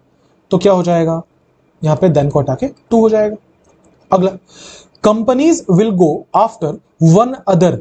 अभी थोड़ी देर पहले बताया था कि या तो ईच अदर लिखो या तो वन अनदर लिखो, इन दोनों को मिक्स करके वन अदर नहीं बना सकते, ऐसा कोई एक्सप्रेशन ही नहीं होता है, राइट। तो ये वाला भी गड़बड़ है, ये वाला भी गलत है। 520, now it's referring to the same. ये मैंने कितनी बार आपको पढ़ाया, लिखा है कि now it's referring to the same. अब ये रेफर कर रहा है सेम को, रेफर यहां का वर्ब है। क्या ये बात आपको याद आ रही है कि इट्स, हिज, हर, देयर, ये सारे के सारे पॉजेसिव एडजेक्टिव होते हैं, इनके बाद आपको एक नाउन लिखना पड़ता है। क्या ये बात याद आ रही है कि दिस इज देयर हाउस, ये हाउस जो है ये नाउन है, देयर जो है पॉजेसिव एडजेक्टिव है। क्या ये बात आपको याद आ रहा है? क्या लिखा हुआ था, नाउ इट्स रेफरिंग टू। क्या इट्स के बाद कोई नाउन है? नहीं भाई साहब, कोई नाउन नहीं है। अगर कोई नाउन नहीं है इसका मतलब ये वाला गलत है। बोलना क्या चाह रहा था, यहां पे एक वर्ब था हमारे पास, अगर वर्ब था तो कोई सब्जेक्ट भी तो होना चाहिए था। तो शायद ये बोलना चाह रहा था कि now it is referring to. इससे फायदा यह हुआ, सबसे पहले हमने यहां से इट्स हटा दिया जो एरर था। दूसरा, रेफरिंग एक V4 है, इसके पहले कोई ना कोई हेल्पिंग वर्ब चाहिए, तो देखो हेल्पिंग वर्ब भी मिल गया। अब इज लगाया क्योंकि सिंगुलर था, इसका मतलब हमारा सब्जेक्ट भी सिंगुलर चाहिए था, तो हमने इट लगा दिया। तो क्या हो जाएगा, now it is referring to the same big lug who met his fate thanks to David's slingshot. आंसर क्या हो जाएगा, it is. 521, much of the art he discusses. ज्यादा करके जो आर्ट है जो वो डिस्कस करता है, देखो आर्ट को यहां पे अनकाउंटेबल माना गया है, कला को अनकाउंटेबल माना गया है, इसलिए उसके लिए मच लगा हुआ है। So much of the art he discusses, he subject है, उसके लिए डिस्कसेस वर्ब आया, बिल्कुल ठीक है। प्रेजेंट टेंस में ये V5 है, ये सिंगुलर, ये भी सिंगुलर। इज फनी, कैसा है, फनी है, प्लेइंग है और मिस्चीवियस है। कह रहा है कि ज्यादा करके जिस आर्ट की वो बात कर रहा है ना वो फनी है, एडजेक्टिव, मिस्चीवियस है, एडजेक्टिव, मिस्चीवियस मतलब होता है बदमाश, एंड प्लेइंग है, वर्ब। ये कैसे होगा, गलत है ना। कह रहा है कि ज्यादा करके आर्ट जो वो डिस्कस करता है वो फनी है, बदमाश है, तो यहां पे आपको क्या एडजेक्टिव चाहिए ना, आप प्लेइंग क्यों लिख रहे हो? शायद आप ये कहना चाह रहे थे कि खेलने लायक है, सो उसको प्लेफुल लिखो। क्या लिख सकते हैं उसको प्लेफुल लिख सकते हैं कि much of the art that is discussing, that he discusses is funny, playful and mischievous. खेलने लायक है, फनी है और बदमाश है, ठीक है। सो आंसर होगा playful. 522, the police released a statement saying this was one of the most vicious, vicious मतलब होता है घृणा करने योग्य या डरा देने वाला, attack we have ever seen. Police ने यह बोला कि यह सबसे डेंजरस अटैक है जो हमने आज तक देखा है। क्या फिर से आपको याद आ रहा है कि वन ऑफ के बाद का नाउन हमेशा प्लूरल होता है? पढ़ाया नहीं पढ़ाया, डेफिनेटली पढ़ाया। यहां अटैक लिखा हुआ है, क्या होना चाहिए भाई साहब, अटैक्स होना चाहिए कि नहीं होना चाहिए? 100% होना चाहिए। तो क्या होगा, this is one of the most vicious attacks we have ever seen. 523, लिखा है कि why is your friend giving me weird looks. तुम्हारा जो दोस्त है वो मुझे ऐसे क्यों देख रहा है? Why is your friend, subject क्या था इसका, योर फ्रेंड, सिंगुलर है तो उसके लिए इज आया, बिल्कुल ठीक है। इज के बाद V4 हो सकता है, बिल्कुल हो सकता है। Is giving me what, weird looks, कहीं कोई एरर नहीं है। आंसर क्या हो जाएगा, no error. Participants in our studies, हमारे स्टडीज में जो पार्टिसिपेंट्स थे, सब्जेक्ट कौन है, पार्टिसिपेंट्स, इन प्रेपोजिशन है, स्टडीज उसका ऑब्जेक्ट है, रिव्यूड यहां का वर्ब है। अच्छा ये पास्ट में है तो सिंगुलर प्लूरल का तो झमेला ही नहीं है। ये participants in the studies reviewed यहां तक तो बिल्कुल ठीक है। क्या रिव्यू किया, दीज ऑनलाइन डेटिंग प्रोफाइल्स, उन्होंने क्या रिव्यू किया, ये ऑनलाइन डेटिंग प्रोफाइल्स, कोई एरर नहीं, सिंपल सा सेंटेंस है। अगला लिखा है कि टू ट्रीट नाइटमेयर डिसऑर्डर, मतलब रात को अगर किसी को डरावने सपने आते हो तो ये जो डिसऑर्डर है, ये जो बीमारी है, उसको ट्रीट करने के लिए there is a number of medications and therapies, एक बहुत बड़ी संख्या में दवाइयां मिलती हैं और थेरेपी मिलती हैं। क्या आपको याद आ रहा है, आज ही के वीडियो में हमने ये पढ़ा था कि देयर के बाद हम क्या वर्ब लगाएंगे, ये इसके बाद आने वाले नाउन पे डिपेंड करता है। याद है, कितनी जल्दी भूल गए। अब देखना यहां पे क्या लिखा हुआ था, देयर से स्टार्ट है, is a number of medications and therapies, मतलब आगे की चीजें तो प्लूरल है, अ नंबर ऑफ मतलब होता है अच्छी खासी संख्या में, आगे की चीजें तो प्लूरल है। तो अगर मैं ये बोलूं कि देयर इज बॉयज, तो ये गलत नहीं होगा क्या, 100% गलत होगा। देयर आर बॉयज बोलना पड़ेगा। तो उसी लॉजिक से देयर इज मेडिकेशन होगा या देयर आर मेडिकेशन होगा, ऑब्वियसली यहां पे आर होगा। 526, while persimmons can be use in pies and tarts you can also enjoy them plain. लिखा हुआ है जहां पार्सिमन्स का इस्तेमाल पाइज और टार्ट्स में किया जाता है, आप उसको प्लेन भी एंजॉय कर सकते हैं। लिखा है वाइल पर्सिमन्स कैन बी यूज, अच्छा कैन बी यूज गलत है 100%। आज के क्लास में 3 बार लिखा है, इसे चौथी बार लिख रहा हूं। मॉडल के बाद बी होगा तो बी के बाद V3 होगा, इसको पैसिव वॉइस बोला जाता है। मैं कभी नहीं बोल सकता कि इट कैन बी डू, नहीं बोल सकता, ये गलत हो जाएगा। आपने जैसे मॉडल के बाद बी लगा दिया, सेंटेंस बन गया पैसिव, तो क्या बनाना पड़ेगा, डन, V3 लगाना पड़ेगा। यहां पे क्या लिखा हुआ था, while permissions can be use नहीं होगा भाई साहब, while persimmons not permission, sorry, while persimmons can be used. 527 It is believed that difficult tasks demand lot of our resources। लिखा हुआ ऐसा माना जाता है कि जो मुश्किल काम है, it is believed that difficult task plural है इसलिए देखना V1 डिमांड यूज किया गया है, lot of our resources। आज के वीडियो में ऑलरेडी इसका एक्सप्लेनेशन बता चुका। क्या मैंने नहीं लिखा था पहले कि या तो a lot of होता है या तो lots of होता है, ये तो दोनों के बीच का है, ना इसमें a आगे लिखा हुआ है ना इसको प्लूरल करके lots बनाया है, इसका मतलब ये एक्सप्रेशन तो गलत है, ये होता ही नहीं है, राइट। सुधारेंगे कैसे, आप इसको या तो अ लॉट ऑफ बना दो या तो लॉट्स ऑफ बना दो, एरर होगा सी पार्ट में। क्लियर। क्वेश्चन नंबर 528 पे आते हैं। लिखा है your ears are itching because you are having an allergic reaction. Your ears plural है तो देखो यहां पे आर लिखा हुआ है, ठीक है, आर के बाद इचिंग लिखा हुआ है, बिल्कुल हो सकता है कि आपके जो कान है उसमें खुजली हो रही है। Your ears are itching because conjunction you are having an allergic reaction. देखो एसएससी ने इसको बोला नो एरर, मेरा स्ट्रॉन्ग ऑब्जेक्शन है कि ये नो एरर नहीं हो सकता। क्यों? क्योंकि इसमें हैविंग लिखा हुआ है, हैव एक स्टेट बता रहा है इस सेंटेंस में। आपको अगर कोई एलर्जिक रिएक्शन है तो इसमें कोई एक्शन थोड़ी ना हो रहा है, ये तो स्टेट है, आप एक बीमारी से ग्रसित हैं, ये एक स्टेट है। सो आई एम हैविंग निमोनिया थोड़ी बोल सकते हैं, आई हैव निमोनिया बोलेंगे ना, चूंकि एक स्टेट है, एक्शन नहीं बता रहा, इसका आईएनजी नहीं बनता। जस्ट लाइक लव का लविंग नहीं बनता, हेट का हेटिंग नहीं बनता, आपको पढ़ाया मैंने प्रीवियस वीडियोस में। चूंकि इसमें एक्शन की बात हो रही है, आईएनजी नहीं बनता, यहां लिखा होता बिकॉज यू आर हैविंग, ये गलत है, होना चाहिए था because you have an allergic reaction. SSC ने नो एरर कैसे किया मुझे नहीं पता। अगला, don't you get involve, Sandhya whispered urgently to him. Sandhya ने उसके कान में बहुत तेजी से बोला कि तुम इन्वॉल्व मत हो जाना। लिखा है डोंट यू गेट इन्वॉल्व। ये स्लाइड आपको मैं चौथी पांचवी बार दिखा रहा हूंगा, जहां पे मैंने आपको बोला था कि कुछ कॉजेटिव वर्ब्स होते हैं जिनके बाद फिक्स्ड V3 होता है, कुछ कॉजेटिव वर्ब्स होते हैं जिनके बाद फिक्स्ड V1 होता है, ठीक है। अभी हमने हेल्प वाला क्वेश्चन इसमें किया है, उसी के स्लाइड में मेक और लेट भी लगाया था। क्या याद आ रहा है, गेट और हैव के बाद हमेशा V3 होता है। कितनी बार ये स्लाइड हमने पढ़ लिया पॉजिटिव वर्ब वाला। क्या होता है, गेट और हैव के बाद V3 होता है। यहां देखना क्या लिखा हुआ था, डोंट यू गेट इन्वॉल्व।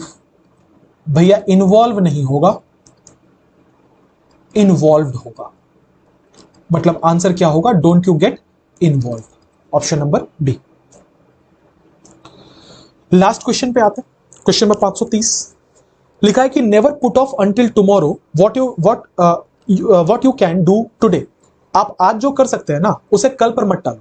लिखा हुआ है नेवर पुट ऑफ। अब देखो ये पुट ऑफ बोल के कुछ नहीं होता, इंग्लिश में एक फ्रेजल वर्ब है put off with an extra F, which means put off की स्पेलिंग OFF वाली होती है। मीनिंग मैंने यहां लिख दिया, पुट ऑफ का मतलब होता है टू डिले और कॉज पोस्टपोन समथिंग, किसी चीज को देर करना या पोस्टपोन करना उसको पुट ऑफ बोलते हैं। या फिर to cause someone to feel dislike और डिसइंटरेस्टेड होना चाहिए था, कि किसी को मजबूर करना कि आपको कुछ पसंद नहीं आ रहा, उसको पुट ऑफ कहते हैं। वेदर पुट मी ऑफ, कि आज मौसम अच्छा नहीं, मेरा मूड खराब हो गया, मूड खराब होने को ही पुट ऑफ कहते हैं। यहां लिखा हुआ है नेवर पुट ऑफ, आप टालने की बात कर रहे हो ना, कि आज जो काम आप कर सकते हैं उसको कल पे मत टालो। सो टालने के लिए तो पुट ऑफ लगेगा OFF वाला, यहां पे OF वाला लिखा हुआ है, एरर है, बिल्कुल एरर है साहब, यहां पे OF नहीं होगा OFF होगा, राइट। उम्मीद करता हूं कि ये सेशन भी आपके लिए फ्रूटफुल रहा। बहुत सारे क्वेश्चन हमने किए, 100 क्वेश्चन इसमें किए हैं। ये 100 क्वेश्चन में बहुत सारे आपके रूल्स रिवाइज हो गए हैं। अब शायद आपको थोड़ा कॉन्फिडेंस आ रहा होगा एरर डिटेक्शंस में, साथ ही साथ में आपको ये फील हो रहा होगा कि धीरे धीरे क्वेश्चंस करेक्ट हो रहे हैं आपके। आपका रिव्यू मुझे लेना है, मैं लूंगा रिव्यू आपका, जहां पे मैं जानना चाहूंगा कि इन सारी चीजों से आपका फायदा हुआ है कि नहीं हुआ है। तब तक के लिए पढ़ाई करते रहिए, अपना बहुत बहुत ध्यान रखिए। Have a nice day everyone, thank you for being with me.